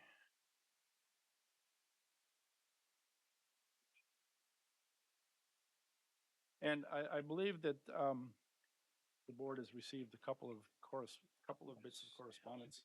Yeah. One from some folks that live at 85 Dune Road, which is just to the west of us, I'm sorry. And then also 77 Dune Road that is just to the west of us. The letter from the people living at 85 Dune Road is merely, we don't want you to give this variance, so there's really no substance to that at all.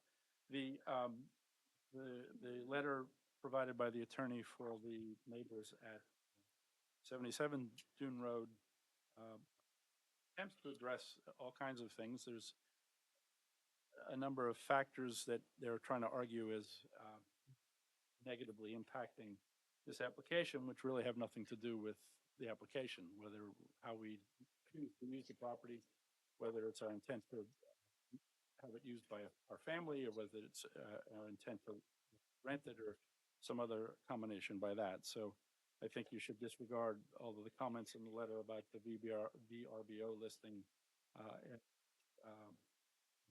those items. They reviewed the very same zoning board decisions that this property dealt with previously. But the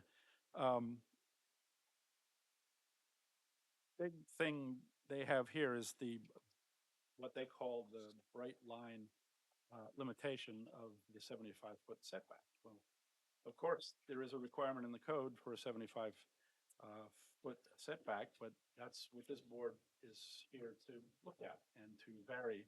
So I don't know how bright that line is, and that line wasn't very bright when that neighbor was here seeking a variance for the installation of a pool in violation of a front yard setback. So I'm not sure. A variance that my client was asked by the neighbor not to oppose, and he chose not to, and was a little surprised that this particular neighbor decided to oppose him nonetheless. Now, Jim, where did these letters, come from? Did they go directly to your office? Because I don't. One of them I got from Megan, the one from Toomey. Okay. Yeah, we have that. I have that. And there was a letter from Lynn and Robert Grossman. I don't know whether it actually came. Yeah. Okay. So I just to be fair to the Grossmans, it's only a couple of sentences. It just says, "Good morning. Hope this letter finds you well. We are in receipt of your letter dated October 31st regarding our neighbor. We have always strived to be a good neighbor and will continue to be good neighbors. However, this request for a variance should be denied. Please advise the zoning board of appeals of our objection to the request." And who is this from, Jim? This is from Lynn and Robert Grossman. And where are they in 85 relationship? Dune Road. They're Close. adjacent to us to the west. They're to the west. Yeah, and they're in the process of building, I think, a 7,000 square foot house on their over large property. What, they don't state a reason why they're opposed to that? I mean, the letter we got from the attorney, they had all these different reasons for Right. it. And I don't disagree with you as far as the use of the property really isn't so applicable here because variances go with the property. Right, right. Any, violations of the use, that's up to, our code enforcement. Correct. So, Correct. But, since this is not internal habitable space, this is all no, external. it's still something to be, how is this deck going to be constructed? Do we know Okay, I that mean, answer? is this gonna be cantilevered? Is it gonna be straight down? This is something else that we need to know because this is only the second story deck that we're talking about. Am I correct about that? Let me finish. But no, we're extending both decks out. Both decks Yeah. out. Why don't you tell us who you are, my friend? Hi. We know my who name- you are, but for the sorry, record. I'm sorry. My name is Dan Mink, and I'm the owner of 81 Dune Road. I bought a small home 3 years ago, 24 years ago. But the question that chairman has is, And just the history. the question that the chairman has is the construction. So the construction is any way you want it, except that I can't go below 11 feet. So because of the way the pools are constructed on the second floor is mandatory because the pool goes down. So the pool will go down 8 feet. It goes to the first floor. You can't have any equipment below the first floor. So what you see in the picture is there's a trellis from the ground to the first floor. There's nothing there. That's just breakaway wall. And I'm required to be 11.5 foot above sea level for feeding. And I can't put anything down there, so you can't build a regular pool on the first floor. It has to be on the second floor. That's why most construction has on the second floor. So it can't be cantilevered where there's a pool, but it could be cantilevered where there's no pool, just deck. Because the pool, there's skirting around the pool, it's just to hide it, so no one's seeing an ugly, pool. So the pool itself would have pilings.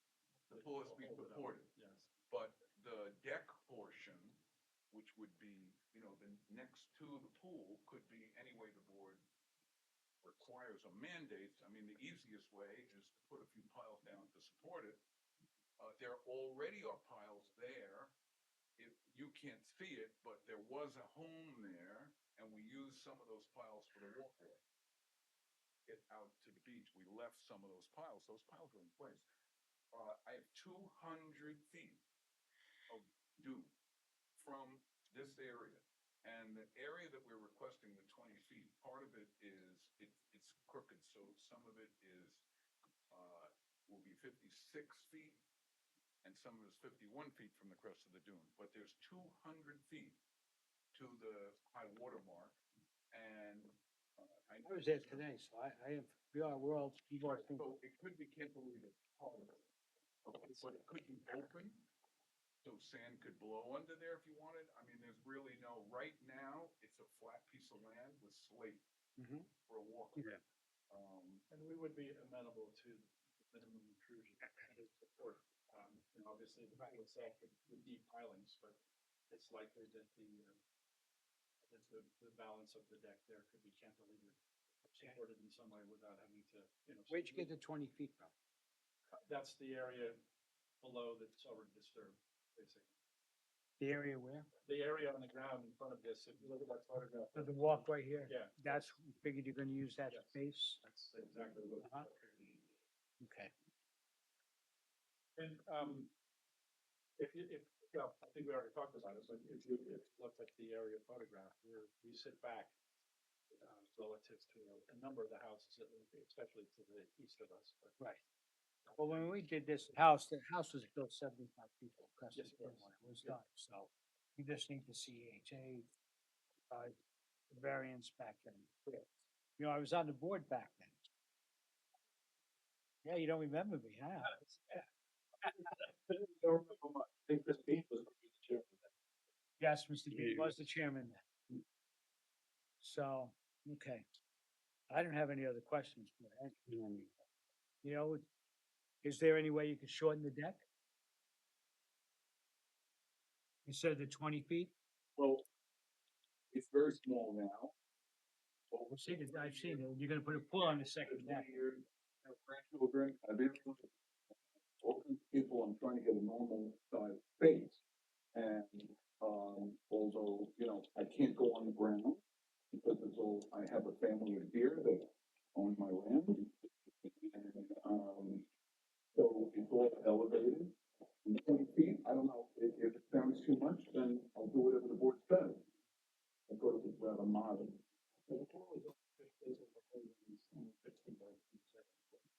15 by, 27. Are there plans that show exactly how the deck and pool are gonna? Could be any way, because, The construction. Yeah, yeah. We haven't developed it yet, so it's like something that the board is interested in. Provide that.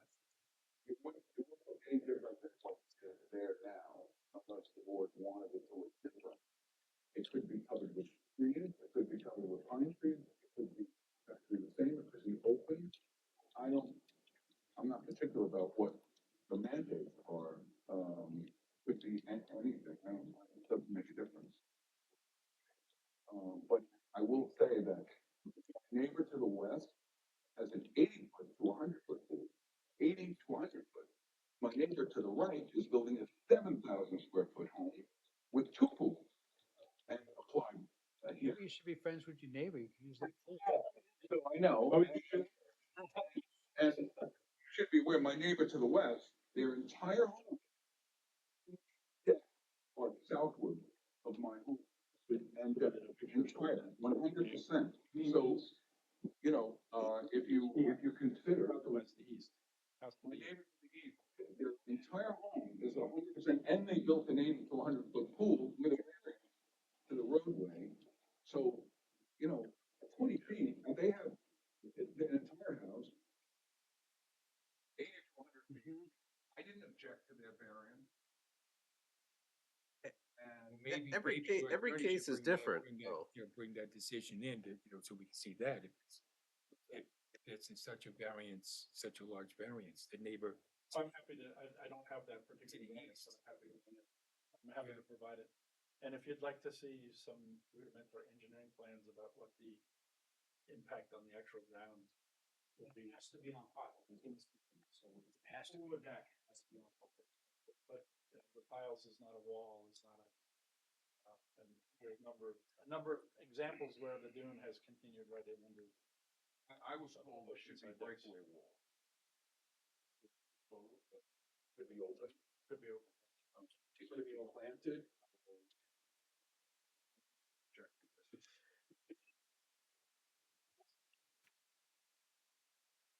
My only concern is it was this was rejected, you know, a number of years ago.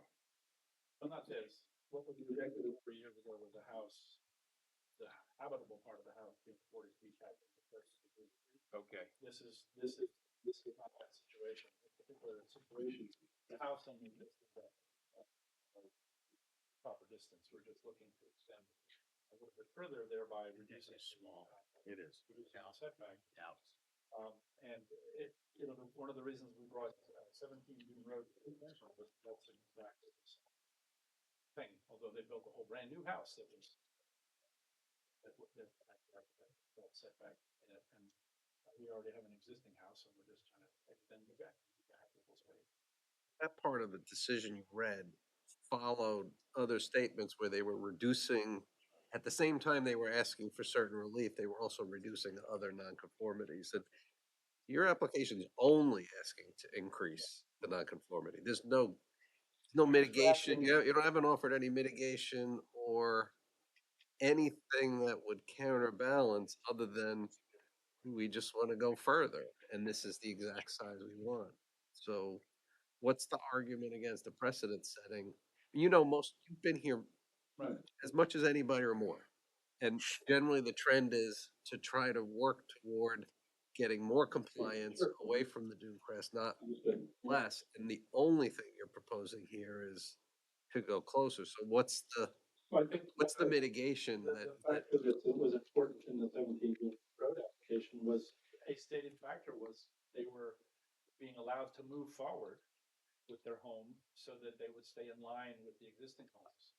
And we're already at a deficit because our leading deck is on the street side of the house next door and of several of the houses. the goal is retreat, right? There's always a long-term goal of retreat. Every time you say, but the existing homes are closer, it sort of defeats the whole point of retreat, because somebody's gotta lead the way, right? Towards the retreat. So Well, I have a suggestion. I have an that's honest. I give you credit. This is a minimal impact. Get it from the balancing test, those factors, it's minimal compared to, well, it's minimal, just, it's a couple of. 20-foot extension. Yeah, but what's the impact? The impact, the impact is this, because this opens the door to future applications. Just as you mentioned, 17 Dune Road. So now this puts another one on the pile. Right. Fulcrum. I mean, Precedent's an that's the impact. I think that's what Joe is saying, is precedent becomes an impact long-term. And it's a deck, it's not a house. It's a deck and pool. A deck and a pool, 2 levels. Right, all above grade. Levels, yeah. Very little impact to the land below. So you're going from being very close to meeting the 75 feet to cutting into it by 20 more feet. It is a lot. It is, but. And it's, what what's the impact- size of your existing pool? It's, Um, like, you said it's a small pool, but we've seen a lot smaller pools. The issue. Been building a pool that never was a pool. There's a 23-year-old pool that needs replacement. So Why would it need, excuse me, why would it need replacement? it's a fiberglass pool. It's an insert fiberglass pool, and it's cracking, and it's aged, and it needs replacement. They still make those. You can replace it. It could be replaced, but I'm asking for relief to have a bigger deck. And so that's in the process. If I'm gonna replace it, then I'm gonna rip up the deck anyway, have to rip up all the skirting. It's it's involved. I mean, if I can't get the relief, I can't get the relief, but I'm making an analogy to 17 in this sense. They pulled their house back. I already paid that debt to the community. I pulled this house off the dune. It's completely analogous. I pulled it off the dune, I put in a new septic system, I did everything required, I didn't ask for any relief at that time. And they got a side yard setback, and they got a dune side setback, and they did nothing different than I did, but I did it and didn't ask for anything. So here I am, 20 years later, I'm saying I have a growing family, I'd love to get some relief, I'm trying to ask for a minimum, you don't wanna give me 20 feet, give me less. I just have a tiny, tiny situation that I'm trying to give some relief. And as you see on the pictures, everybody around me is southward of where I am. Everybody has bigger recreational facilities. On the left side, 80 to 100 foot pool on the right side, their entire house. So the equities are, I'm just getting some minimal relief. If I can't get it, I can't get it, but I'm willing to do it in any fashion that the board wants, in any construction style, and anything that's requested. We recognize that the dune is an important thing that needs to be protected, but we're in an area of the village where there's a huge dune that, if we listen correctly with the beach club application, is growing. It's not diminishing. And this relief that we're asking for, although it's always couched in protecting the dunes, it's just an area variance for a setback from a property, from a line on the property. So there's no super standard that applies because it's the dunes. It's the same standard that we would look at any variance, side yard variance or front yard variance. would apply in the analysis, for the rear yard. Well, I understand what you're saying, but we always look at the setback to the general open. The other thing is, So I would, your footage change, it sounds like a lot, but it's probably like a block of a pool. So still counts. it's, It still counts for the increase. So, you know what, I would suggest that you take into consideration our conversation here tonight, and then show us what you plan on doing with this. Where's the pool gonna go in the deck in relationship? How's it gonna be constructed? Where the piling is gonna go? Let's have a little bit more information on what it is and maybe think about decreasing the size of the deck. Ken. If that works for you. If that's feasible alternative for you, and then let's go forward with that. Okay. Okay? So I would ask that you put it. Okay. I would think that would be a good idea. Anybody else have a comment on this application?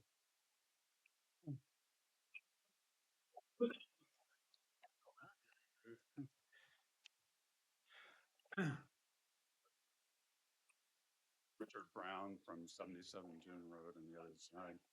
So a couple of facts I just wanted to correct. Mr. Brown, where are you? Give us. We're ground. on east of the applicant, You're the neighbor to the east? neighbor to the east. Okay.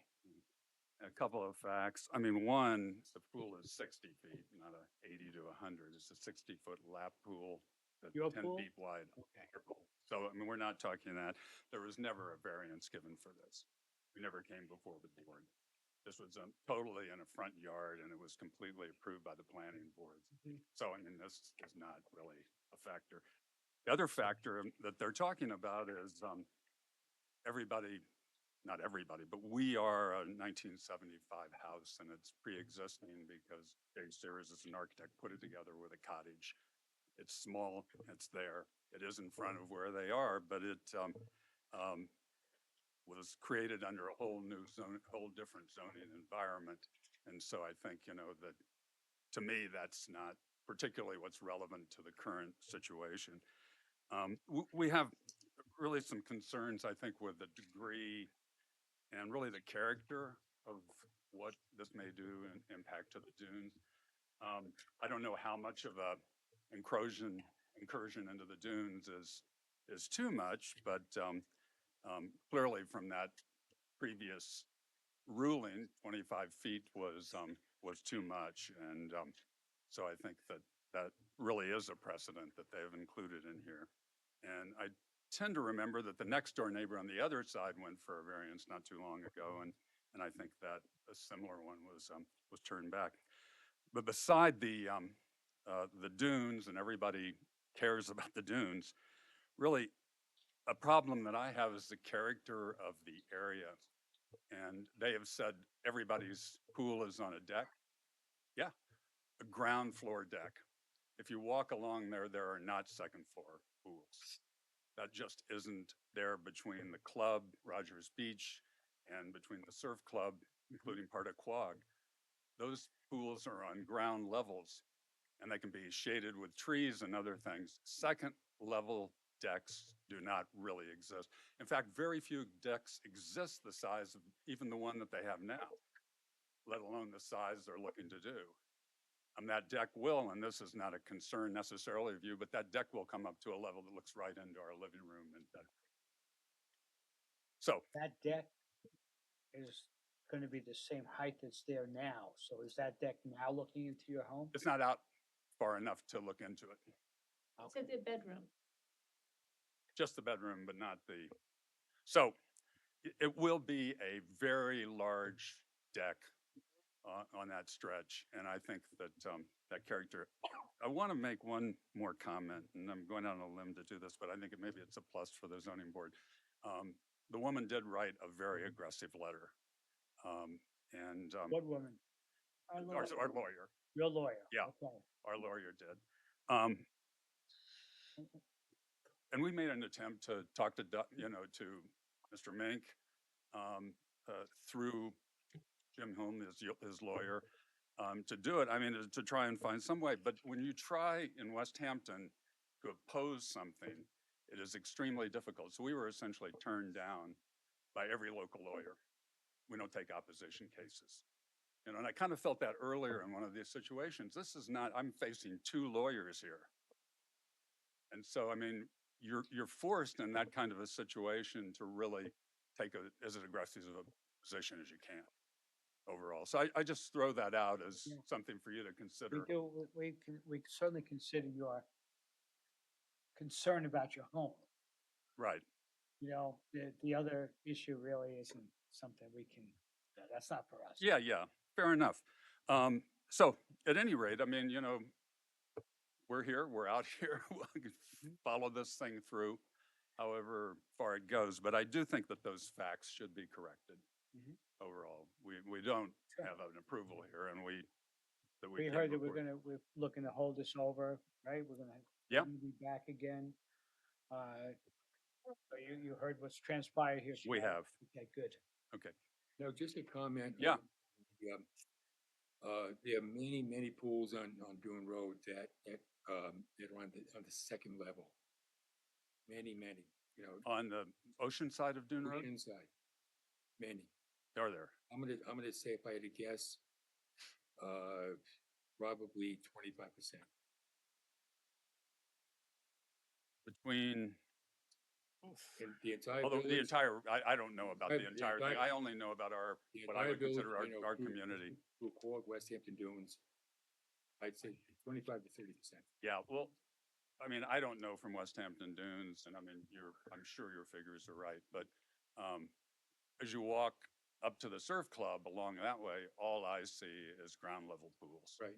I mean, in that particular area, the neighbors that we have overall. But I mean, this is just, I mean, I think that it's, from a privacy standpoint and everything else, it's much more appealing to have pools on a ground level deck. Our next door neighbors to the east have a pool that's on the ground level deck. And that's not really a problem because they can't really see us and, you know, we can plant trees and not see them, Right, so. right. No, just a comment. Yeah, no, Yeah. fair. Great. Okay, thank you. Thank you. Yeah. You have anybody else on this application? No.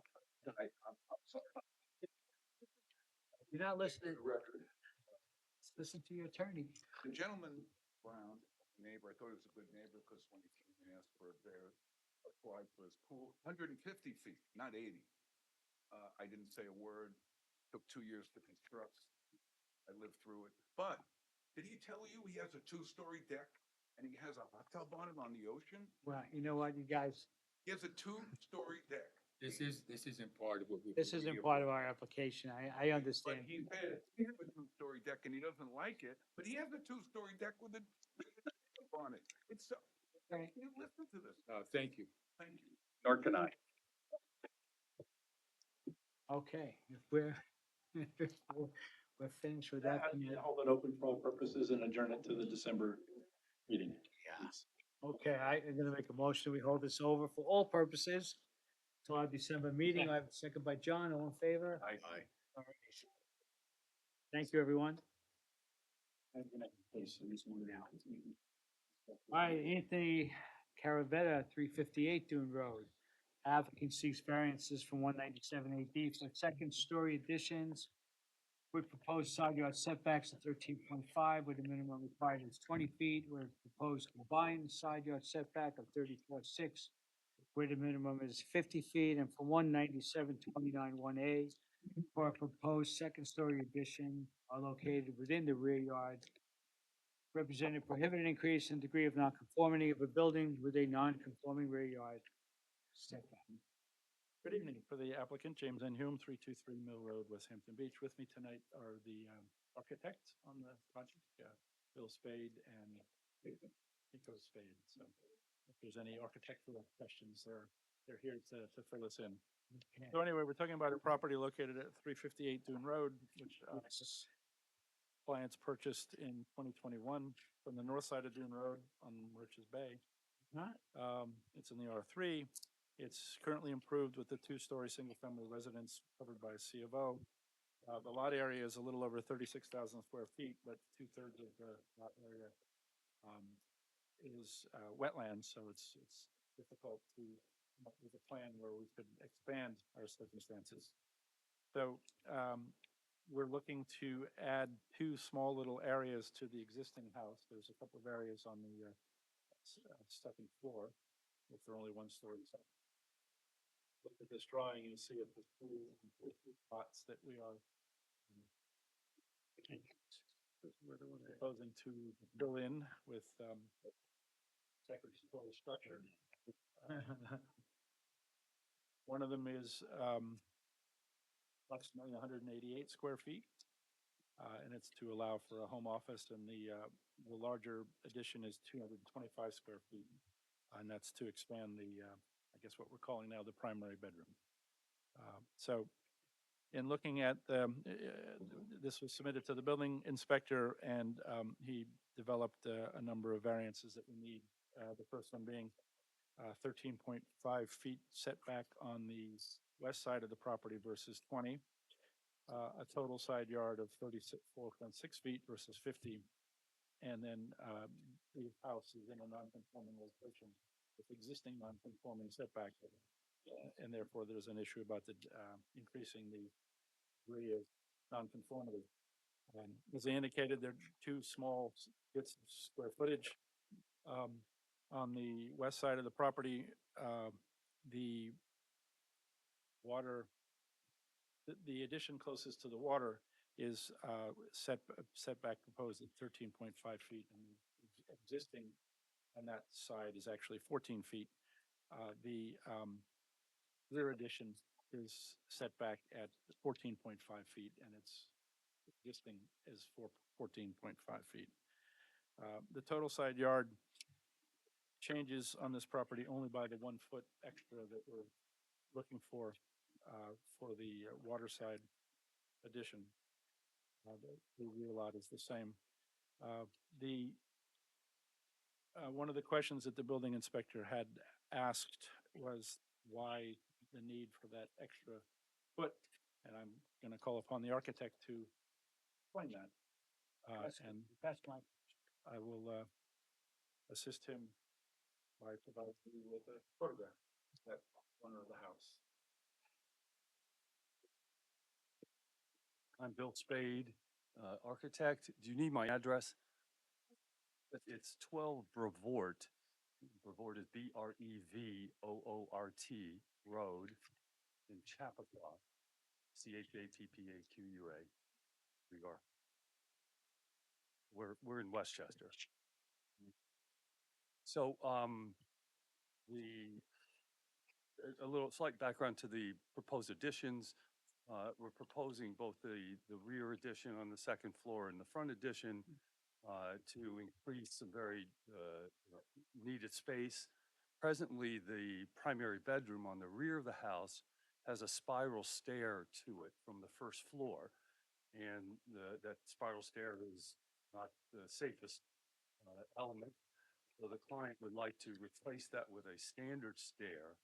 That standard stair will take up more of the existing primary bedroom space. So we're looking to enlarge the primary bedroom in order to accommodate that safer stair essentially. And it's again building over an existing open deck area on the second floor. And then that front addition is for a home office that they would like to have. There is no home office space otherwise in the house. The 1 foot enlargement on the addition is to match up with the existing aesthetics of the house.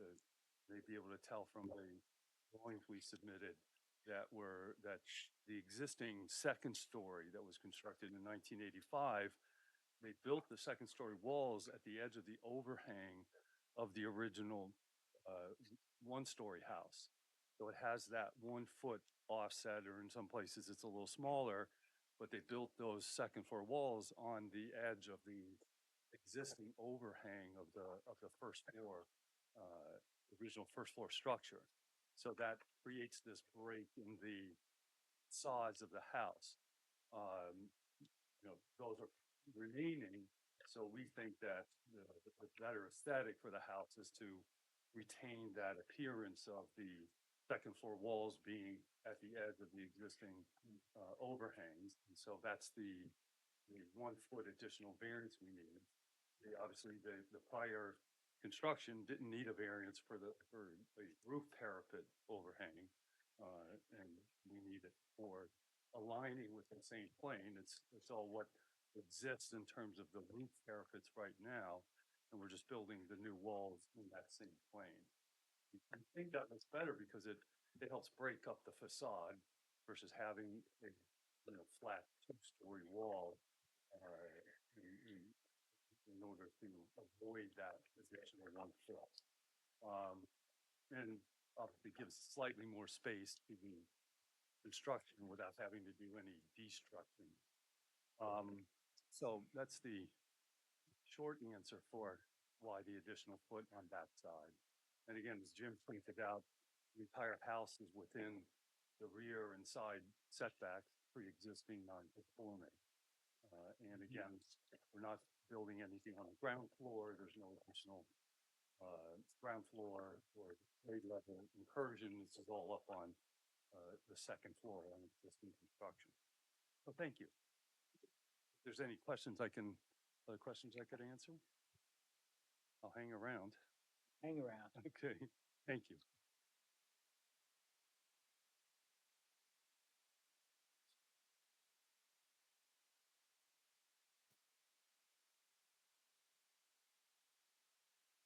So, in terms of the increasing the degree of nonconformity, yes, we are a little bit, but not by the full, 300 and 400 square feet that's being added. But really only by there's 192 square feet that's actually required side yard setback of what we're proposing. So it's very small additions to begin with, and the part that could be construed as increasing the nonconformity is smaller still.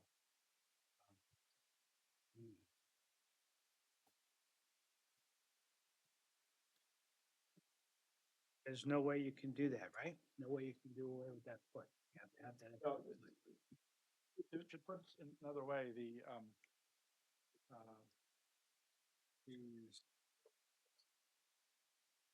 first floor Yeah. is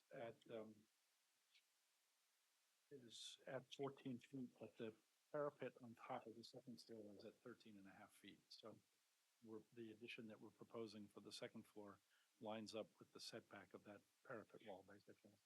And so from an architectural point of view, it seems to make more aesthetic sense than stepping back and stepping out again. So.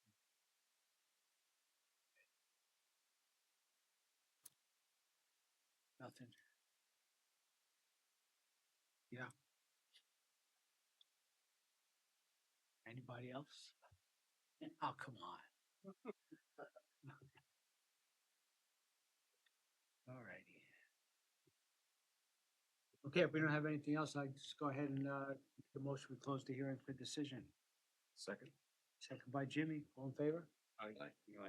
All right, thank you. Thank you. Thank you very much.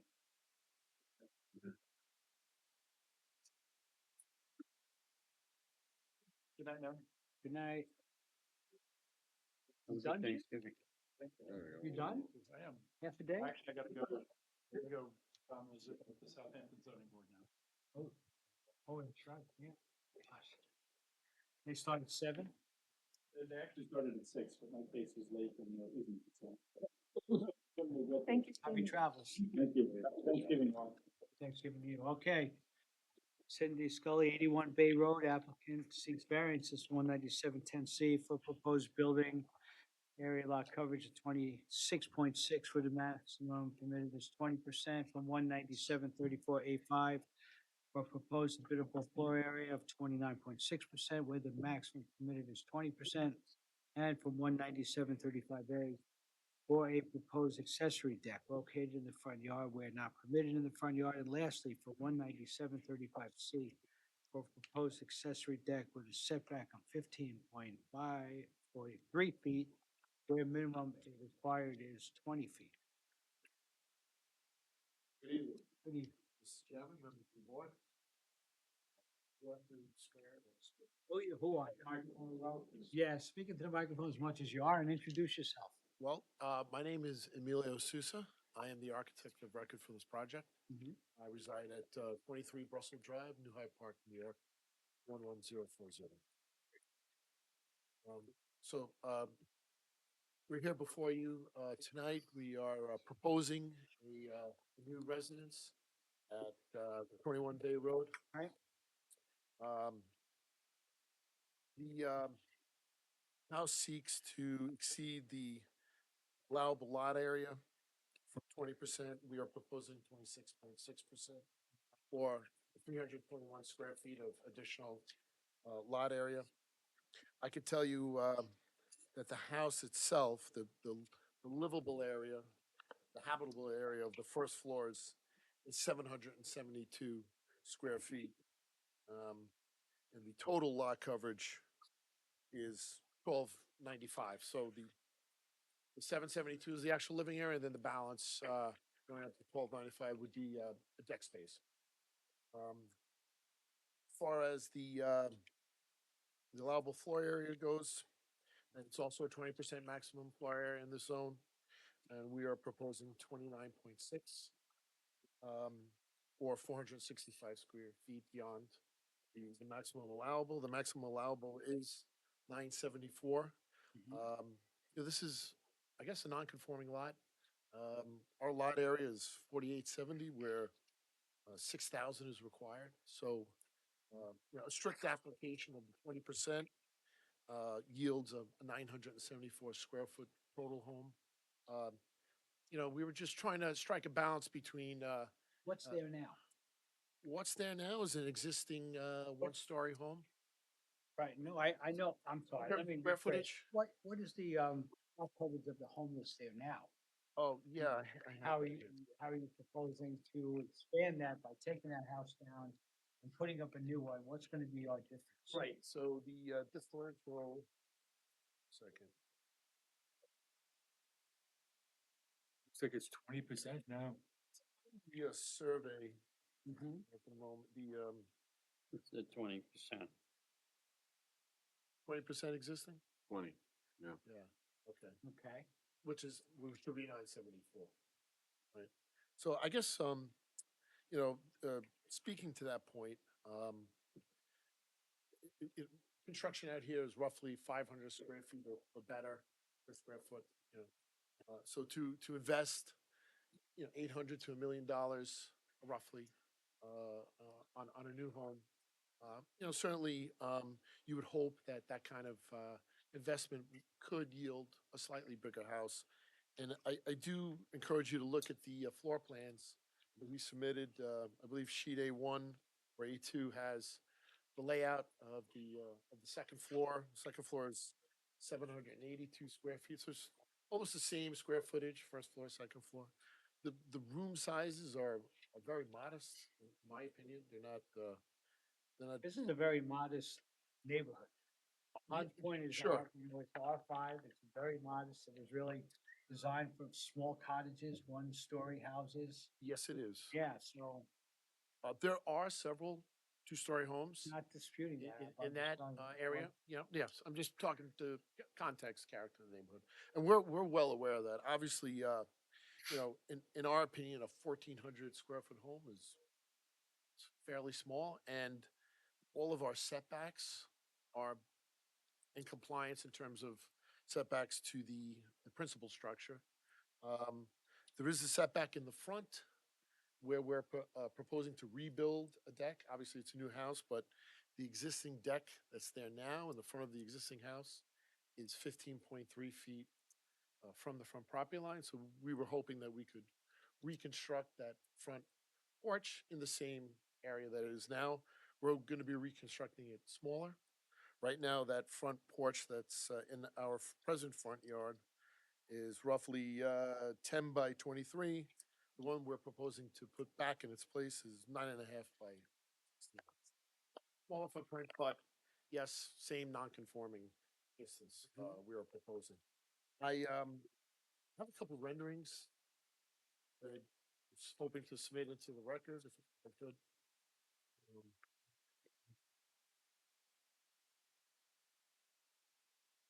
Do I have renderings, Mark. Yeah, just, Just, hand- yeah, okay. I'll hand it Yeah, back. these are just some renderings of that we did in our office of the proposed structure. And we have, a rendered site plan and, rendered, house in context of the Okay. adjoining neighbors. Same thing? Yeah. Okay.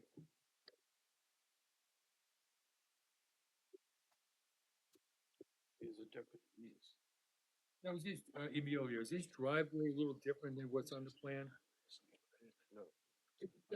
Let's see, the existing driveway, I don't recall seeing that, similar.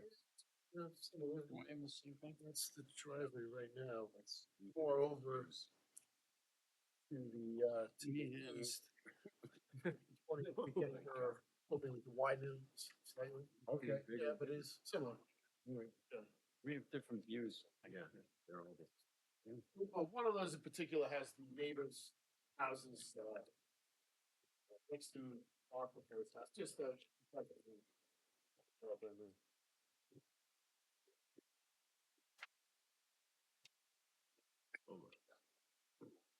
think from a footprint standpoint and then from a height standpoint, it's not, it's in conformance, contextually with the rest of the neighborhood in terms of height and at least looking at it overhead with an aerial shot.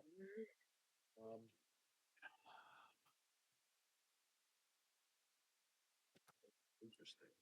All right, Emilio, why don't you go through your arguments, on all of these, first you're talking about lot coverage. Proposed lot coverage, 26.6. Under 10%. Okay. Really, the majority of the lot coverage is the footprint of the house, which is 772 square feet, and then the balconies comprise of the rest of it, another 500 square feet of balcony. Brings us to 426. Yeah. What I'd like to see do is reduce that somewhat, probably based on, on the difference that below the 6,000 square feet that that's typical in the, in that area. Not typical, but. Oh, you're but saying, required. plug in a 6,000 square foot lot area to the lot coverage?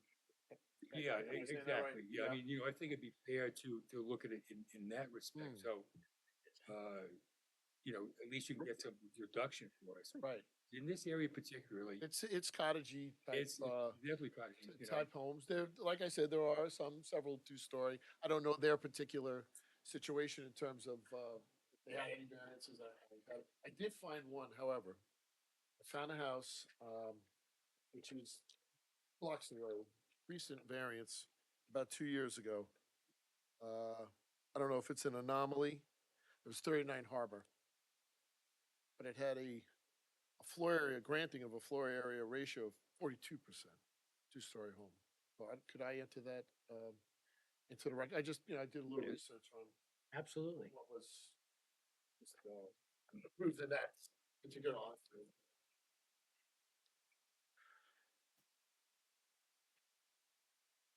What's the height of this? It's compliant, it's 19'11", and it's as measured from the design flood elevation is where it's measured off of, not grade. Yeah, so we're in compliance with that. 1911? 19 feet 11 inches, yes. Under the max is 20 feet.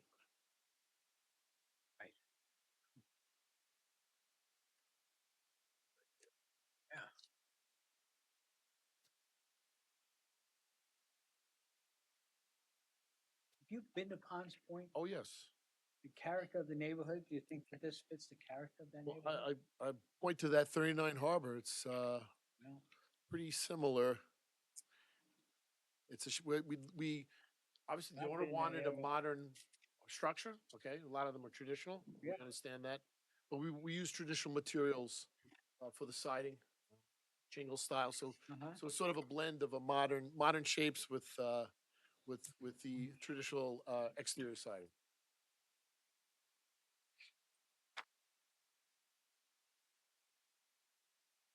Now, the second thing in here is the habitable floor space. Now, how did you calculate that? Well, that's, the allowable, that would be the first floor of, 772 square feet, and then the second floor is 782 square feet, so that comes to 14, You know, that- 1439. you know that you could take staircases out, you could take, certain other areas out of that, so it's habitable. Staircase you can count once, you don't count twice. Double height stair. Not sure, I might have deducted on the second floor, I'd have to look back, on our calculation on that, but, Brad, yeah, I'm not sure. utility rooms and things like that, like We botanical. don't have specific, attached garages, not fully enclosed, with addition spaces, so like roofed over areas are not counted. But there's no prescriptive removing of mechanical rooms. Two floor height spaces, like a stairwell or a double height foyer, you would count that once, because it's not. Yeah. Some places will have a code where it says you count it twice, but here it's not specific, so we just count it. But there's no specific exemption for mechanical rooms, but I mean, they're welcome to, talk about that as why they might need, some square footage. You may want to plug that into your argument. To reduce that 29%. So Brad, you say we can deduct the mechanical space? No, you cannot, but, I mean, you could, because it doesn't say that in the code, but you could enter, look, I need 100 square feet of mechanical space, and when a lot is this small, that might make a big difference for this board with the percentage. We do have a mechanical room on the first floor. Yes, it's gotta be at the FEMA, flood code level. Yeah, this was a rough company.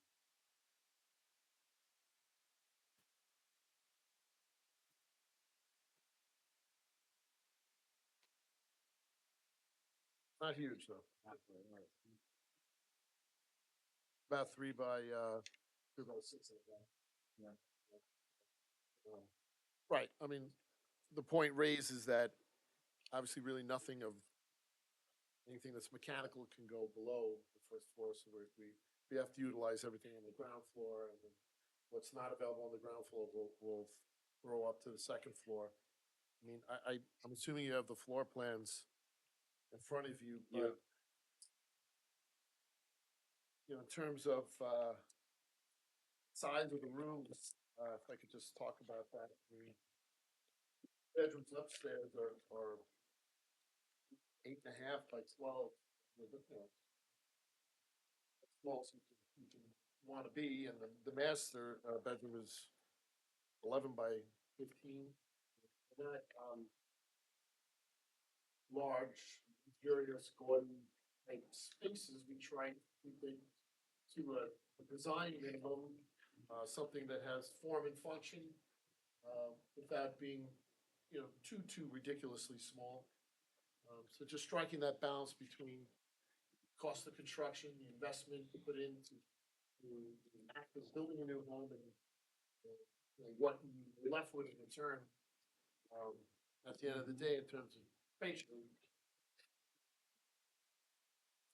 I mean, even the first floor itself is really just one room.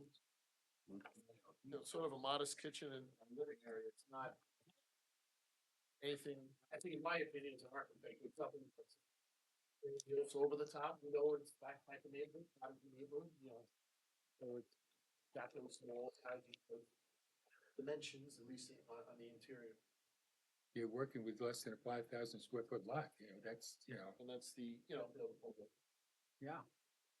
I would bring it in this, in this scale with that.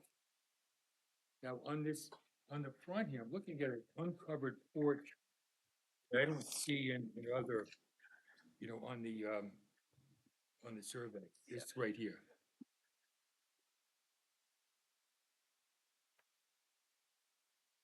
This is all, there's a balcony that's over this here, Right. and this portion's uncovered.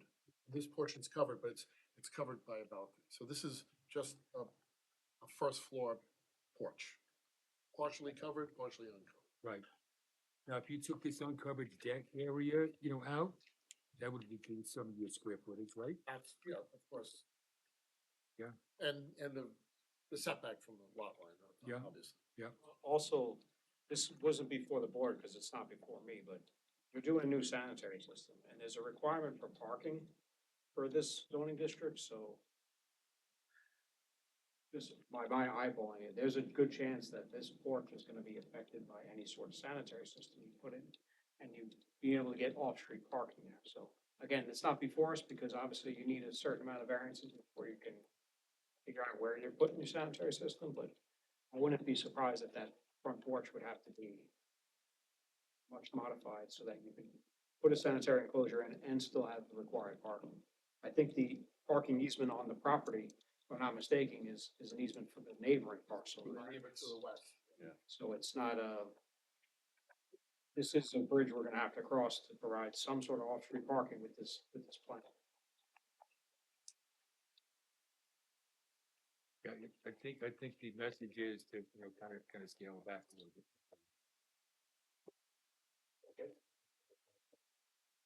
Messages. Scale. Oh, yeah.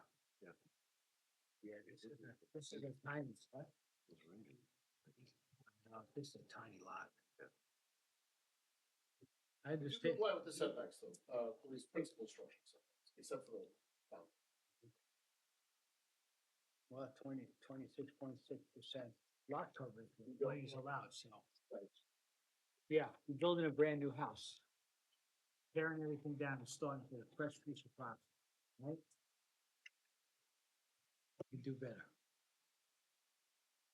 Again, and I hear what you're saying, it's just striking that balance between, doing something that's, palatable, at the end of the day, to meet the owner's needs, and flying with the code on a postage stamp. It's part of the balancing test, but, Sure. you bought this piece of property last year, you bought this house 1 year ago?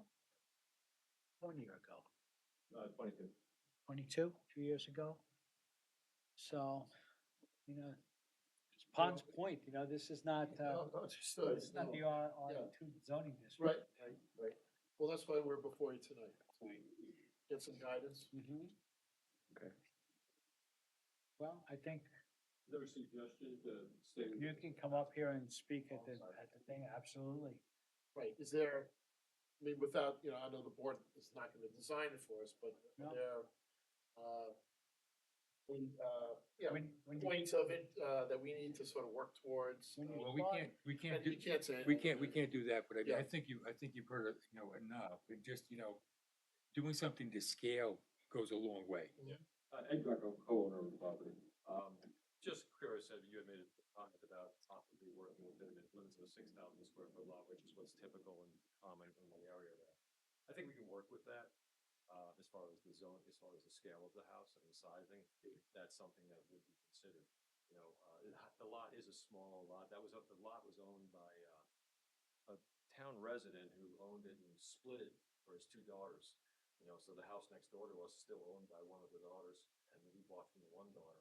So that, it was I guess at one time, it was a bigger, it was not even a sizable lot, but it was a bigger lot on the property, but he had split it, I guess, 50 years ago or 40 years ago. So we knew it was a small house. I mean, it's a 720 square foot cottage right now. It uses the 720 square feet plus with a deck in the front. We love the house. We love the neighborhood. We don't want to do anything that upsets the neighborhood by any means.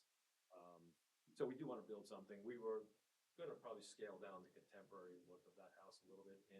But I think really this whole hearing for us was just trying to figure out where can we go, because it is such a small lot, and we're just trying to figure out like what are our boundaries, what can we work with, and where we could do a little forgiveness to try and get a little bit bigger house. We're not looking to make a giant monster on the property. We love what he designed. So we were like, okay, what happens? But, I guess we had to start somewhere. No, you We weren't did, sure. no, you did the right thing. Absolutely. And what I meant was, proportionately Yeah, no, I with got what you have against the 6,000.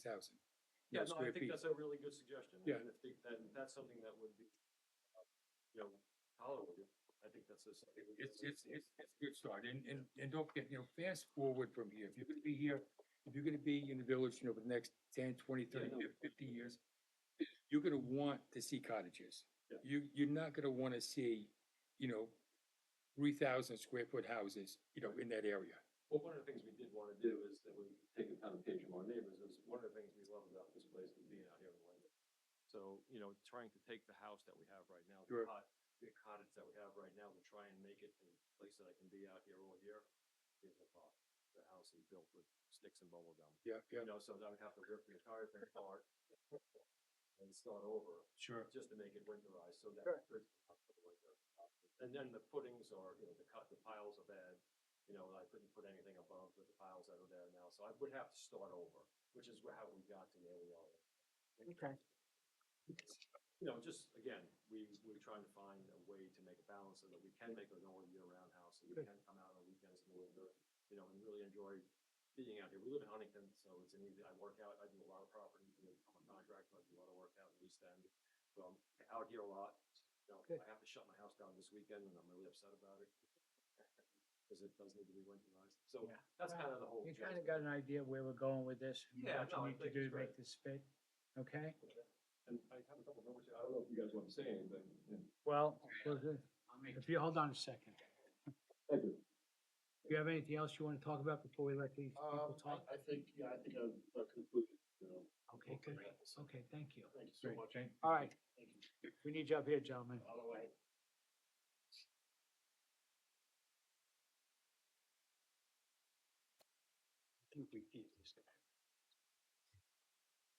I'm John McDonough. I live at 24 Point Road, which is diagonally north of this property. Okay. My house has a second story. That doesn't bother me too much. Uh-huh.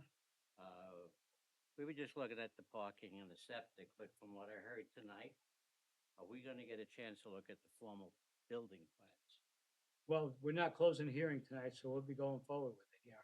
So if I see building plans, because this right now, some of the square footage is a little different than what was discussed, Mhm. right?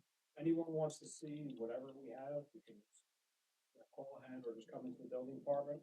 I think the architect will And flip through. provide more, larger. That makes sense. Okay, I'm happy. good. We'd like you to be happy. There you go. We'd like to keep everybody. Okay, guys have anything else tonight? You're No, gonna take it under advisement what we've had Right, I just want to here thank you tonight? for your time, and, happy got it. Thanksgiving. Thank you. You too. Thanks. So we're gonna hold this over. I'm gonna make a motion. We hold this over for all purposes. Second by Dan. All right. Thank you, everyone.